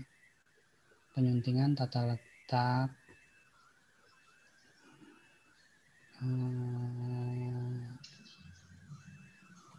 dari sini. Pelibatan mitra bestari ini juga ada kategorinya, jadi bisa dilihat dan sebenarnya bisa dihitung secara objektif kita tuh di posisi mana pada saat mengisi evaluasi diri. Jadi kalau manajemen jurnal itu full daring tuh kayak apa? Jadi itu hitungannya dari sini. Jadi penyuntingan, registrasi, pengiriman, penelahan, penyuntingan naskah, penerbitan, pantauan jumlah citasi, pantauan jumlah pengunjung akses. Bisa dilihat secara daring gitu. Substansi artikel, bawahnya cakupan keilmuan, deskripsinya, kepioniran. Nah, kepioniran itu gimana sih ngitungnya, menilainya? Jadi biasanya dimulai dari kemutakhiran, ilmu, teknologi, sudut pandang yang digunakan, kebaruan temuan bagi ilmu, ketuntasan penggarapan. Oke. Nah, jadi biasanya ini di pendahuluan harus ada klaim bahwa ini baru, ini beda dengan yang lain, begitu. State of the art-nya muncul di pendahuluan. Jadi kalau itu tidak muncul, biasanya menjadi catatan bahwa state of the art tidak muncul, begitu. Jadi si penulis itu diminta untuk mengklaim apa yang baru dari dirimu, gitu loh. Tapi kalau mau lebih detail besok ya, karena ini terkait dengan substansi. Lalu umpamanya terkait nisbah acuan, dampak ilmiah. Dampak ilmiah ini tadi dihitung pakai dampak ilmiah, dampak kepioniran. Dampak ilmiah dihitung dari citasi ya. Ini pakai GS, gampang sebenarnya. Jadi GS-nya tinggi sudah dianggap tinggi sumbangan dampak ilmiahnya. Biasanya untuk makna sumbangan bagi kemajuan ilmu, ini nilai kebaruannya. Apa yang baru dibandingkan dengan yang lama. Jadi, cara menghitungnya begitu, orisinalitasnya, makna sumbangan bagi kemajuan ilmu. Itu di sini. Detailnya besok dengan Bu Martin. Jadi Bu Martin sebagai yang lebih paham mengenai ini, karena saya lebih di manajemennya. Tetapi kalau memang Bapak Ibu mau mengukur secara objektif, bisa membaca keterangan ini. Jadi umpamanya begini, terkait dengan analisis dan sintesis umpamanya. Analisis dan sintesis yang bagus itu menurut Arjuna gimana? Jadi kan di sini ada poin analisis sintesis sangat baik, skornya 5, tinggi. Kalau analisis dan sintesisnya baik itu skornya sampai 5. Jadi analisis dan sintesis itu biasanya isinya begini. Ketajaman analisis dan sintesis sekurang-kurangnya meliputi deskripsi temuan karya. Jadi ada deskripsi temuannya apa. Keterkaitan dengan konsep teori sebelumnya apa. Jadi temuannya itu dihubungkan dengan teori. Lalu ada teorinya yang dikutip di situ. Lalu kemudian temuan itu dibandingkan secara kritis dengan karya orang lain. Lalu ada keputusan di akhir secara analisis.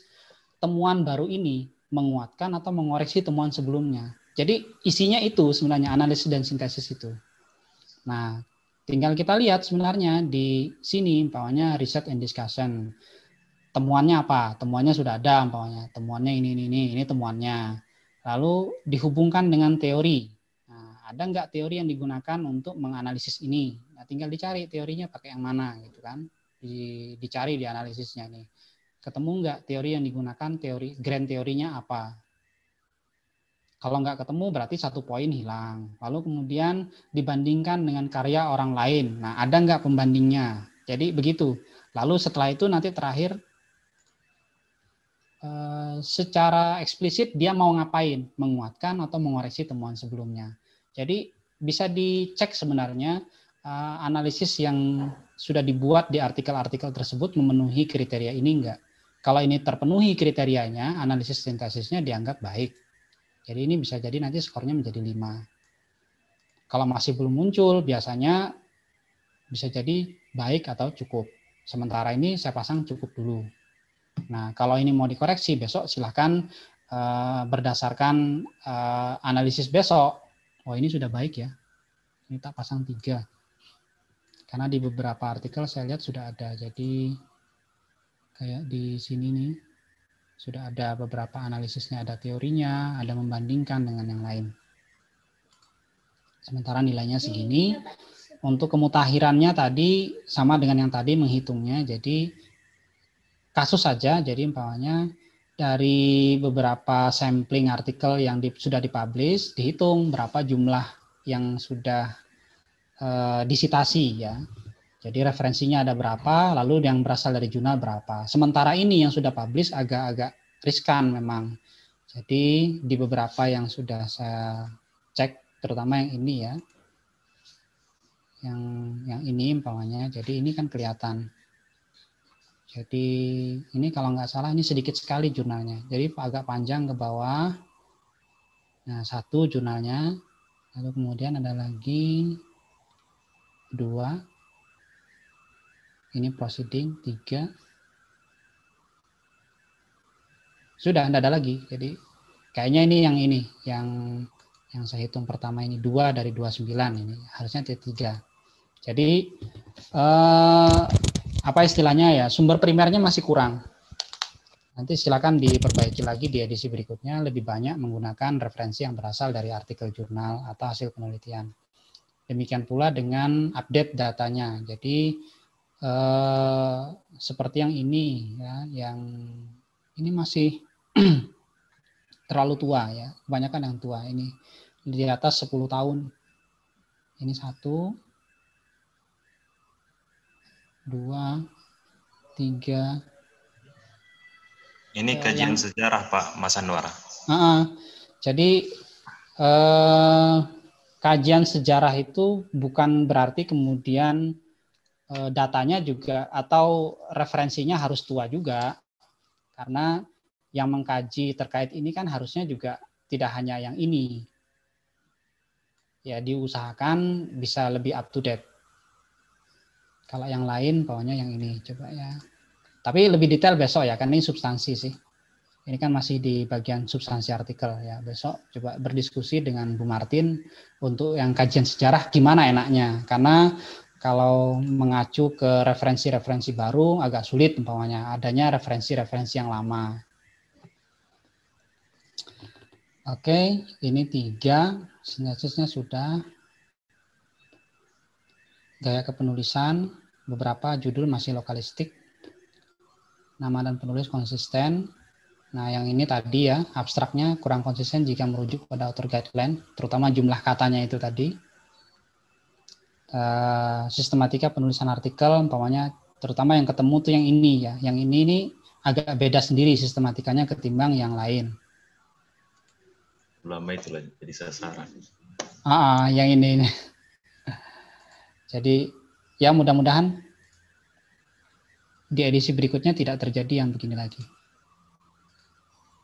Kalau memang mau membuat kajian khusus itu bisa kita exclude ya modelnya, tapi saya tidak tahu jadi apa istilahnya, jadi apakah bisa diakui menjadi bagian dari yang dipublish di edisi itu. Jadi ada beberapa jurnal itu yang membuat bukan edisi khusus, cuma section khusus sendiri umpamanya. Jadi seperti umpamanya di Studia Islamika itu punya book review di bawah. Jadi selain dia publish artikel, dia juga bikin publish book review gitu. Ada jurnal juga yang menggunakan selain mempublish artikel, dia bikin bibliografi. Nah, jadi itu dia Mas Anwar. Kita juga ingin mempelajari itu dalam satu edisi itu ada beberapa tema yang muncul. Misalnya kan riset artikel, literatur review. Jadi ada 5 artikel, ya literatur review ada 2 artikel gitu. Ada kajian sejarah 2 artikel. Nah, dalam satu edisi itu yang publish itu ada beberapa tema yang muncul saya lihat. Nah, kita juga ingin mengharapkan bisa tidak itu dalam satu artikel itu tema itu ada pembeda di dalam sistem, itu yang ingin kita cari caranya. Itu juga buat section aja Pak. Jadi Bagian kan mana itu, Mas Anwar? jadi tapi di jurnal manager sih seingat saya. Kalau di editor kayaknya enggak ada menunya. Di jurnal manager, login di jurnal manager itu kita bisa bikin create section. Jadi nanti sectionnya kan yang default sudah ada satu artikel. Journal section ya Mas Anwar ya? Di section, seingat saya sih section. Manajemen page, journal section gitu Mas ya? Saya lupa. Saya jadikan jurnal manager juga Pak Julanwar ini Mas. Sebentar, saya buka yang sudah ada di sini. Tapi tidak banyak juga yang menggunakan itu. Kalau mau bikin sih bisa pakai itu sebenarnya.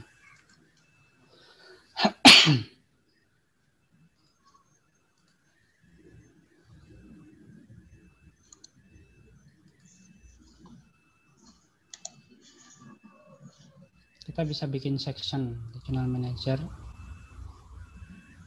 Journal section Mas Anwar. Jurnal section. Nah, bikin di sini. Nah, ini kan ada main artikel, bibliografi, formatter. Bikin aja di situ. Jadi pada saat orang submit, nanti kita bisa menaruh dia di mana gitu. Ada main artikel, ada artikel. Jadi kalau dia kayak di Dinika ini, memang kalau dia publish di current bawahnya. Di edisi sebelumnya kayaknya. Atau di edisi sebelumnya. Jadi ada dua. Ada main artikel. Oh, ini artikel toh. Iya. Ini artikel toh. Edisi sebelumnya kayaknya. Ada beberapa edisi itu yang terpecah dua. Jadi ada yang main artikel, ada yang artikel toh. Ya, modelnya begitu. Jadi ini artikel toh. Nah, ini bibliografi sendiri muncul. Jadi artikel, lalu kemudian muncul di bawah bibliografi. Nah, tapi ini tidak dihitung. Karena ini kalau diklik umpamanya isinya ya cuma bibliografi aja, tidak ada artikelnya. Oh, gitu. Jadi kalau dilihat bibliografi umpamanya, ya isinya cuma, nah ini bibliografi toh. Berarti dianggap front matter adalah itu Mas ya? Ya, supplementary content. Jadi ada bibliografi sendiri. Kalau mau buat begitu bisa sebenarnya. Jadi di section itu, jurnal section, nambah aja di situ. Jadi nanti publish-nya nanti sesuai dengan yang sudah tersedia. Jadi yang terisi umpamanya hanya 2 section, ya 2 section itu aja yang muncul. Jadi bikin aja section dulu, lalu kemudian nanti masuk ke situ. Sehingga nanti kita bisa sebut di author guideline bahwa untuk kajian ini ketentuannya begini-begini isinya, untuk kajian yang ini ketentuannya begini-begini. Sehingga nanti apa yang kita publish walaupun berubah-ubah antara satu dengan yang lain isinya, itu tidak menyalahi author guideline yang sudah ditentukan. Karena tiap section memiliki style dan gaya sendiri gitu loh. Itu ya. Baik Mas Anwar. Oke, yang lainnya jadwal penerbitan tadi belum dapat saya cek kemarin, tapi kalau mau dicek namanya ini kan masih Serhom.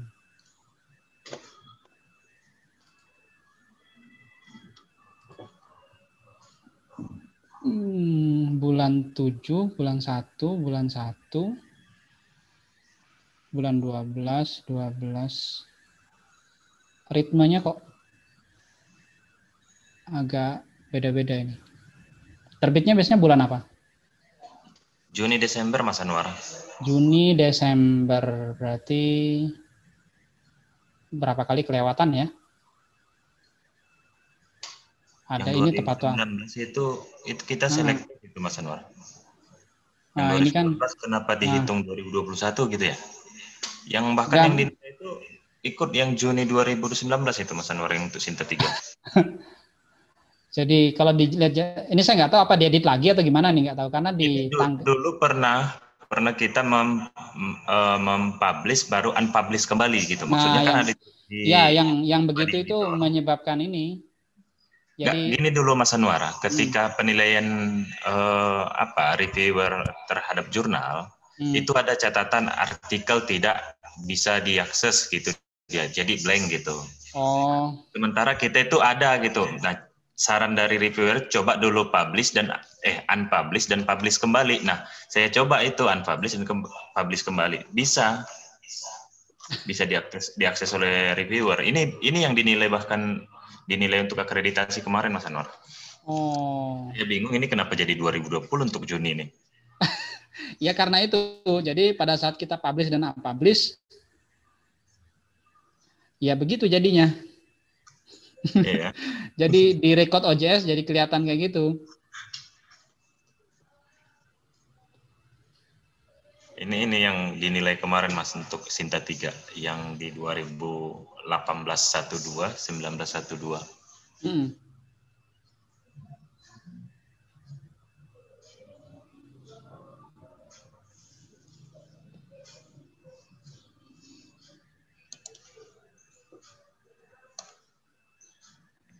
Oke. Sisanya terkait manajemen ya. Penomoran oke, sudah. Ini nanti coba dicari dimensionnya ya. Kalau bertahan di situ saja indeksasinya ya nilainya rendah.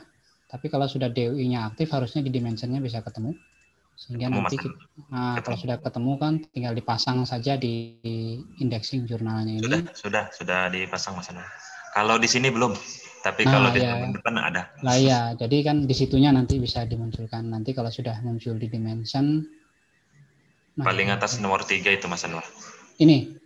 Iya, yang belum tampil nomor 3. Iya, nanti dicari. Kalau sudah ketemu, nanti kan nilainya bisa naik nih. Nilainya bisa jadi 3, naik 2 poin, berarti jadi 65. Ya. Sementara kalau masih kondisinya begini, bisa jadi masih bertahan di Sinta 3. Kalau mau berharap ke Sinta 2, ya harus lebih baik di itunya, di apa tadi? Edisi Desember. Di edisi Desembernya diperbaiki lagi, lebih optimal.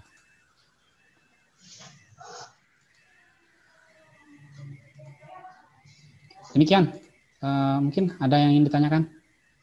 Nah itu dia Mas Anwar kan, ada sedikit ini terkait dari segi penamaan tadi. Ini dilematisnya sudah lama ini Mas Anwar. Antara mau dihapus itu yang versi cetaknya atau mau dilanjut itu. Nah, karena ada tadi opsi lain dari Mas Anwar ini di Surati atau di data PDI LIPI, ini yang mau kita cari di Surati aja. Jadi berkirim surat ke LIPI untuk update data yang P-nya ini diminta untuk mengubah. Ganti gitu ya Mas Anwar. Ya, disesuaikan namanya. Biasanya yang diminta untuk dari keaslian bahwa kita itu pemohon terhadap ISSN itu apa itu Mas Anwar? Misalnya kan jadi PDI, kan mereka ngecek di sini toh. Di LIPI itu penerbitnya siapa, tercatatnya kan tercatat tuh di sini namanya. Ini hasil migrasi kayaknya kalau dibaca di SSN-nya ini. Jadi datanya itu data 2015. Jadi tercatatnya daftarnya nama ini tuh 2015. Iya, memang 2015 baru kita harus kembali.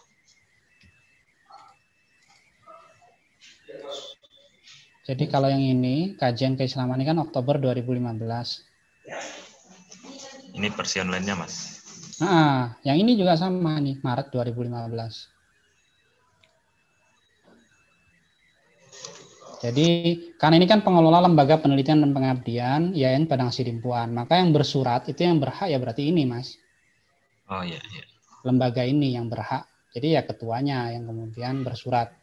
Pakai kop resmi, stempel resmi, mengajukan aja permohonan untuk update nama gitu, perubahan nama boleh kok, nggak masalah. Karena yang bisa mengubah ini kan LIPI yang bisa mengubah nama ini. Baik Mas Anwar. Bersurat resmi ke mana ya, lupa saya sekarang. Karena sudah tidak boleh nelpon lagi sekarang tuh. Jadi kalau nggak salah bersuratnya ya bersurat ke laman depannya LIPI ini.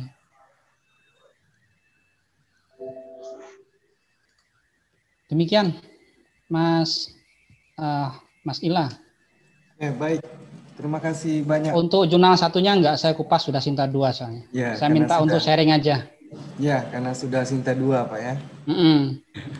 Baik. Jurnal Iqra sharing aja, mohon sharing nanti bagaimana pengalamannya dahulu bisa meraih jurnal Sinta 2, akreditasi Sinta 2. Sudah selesai nih Pak Anwar.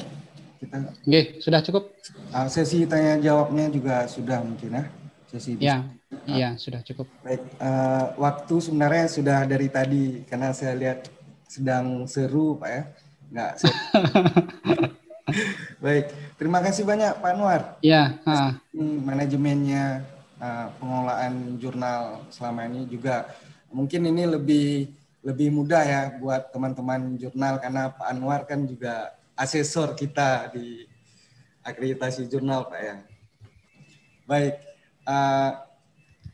saya kira banyak masukan tadi dari Pak Anwar untuk bisa kita benahi bersama di jurnal-jurnal kita. Besok kita ada sesi evaluasi.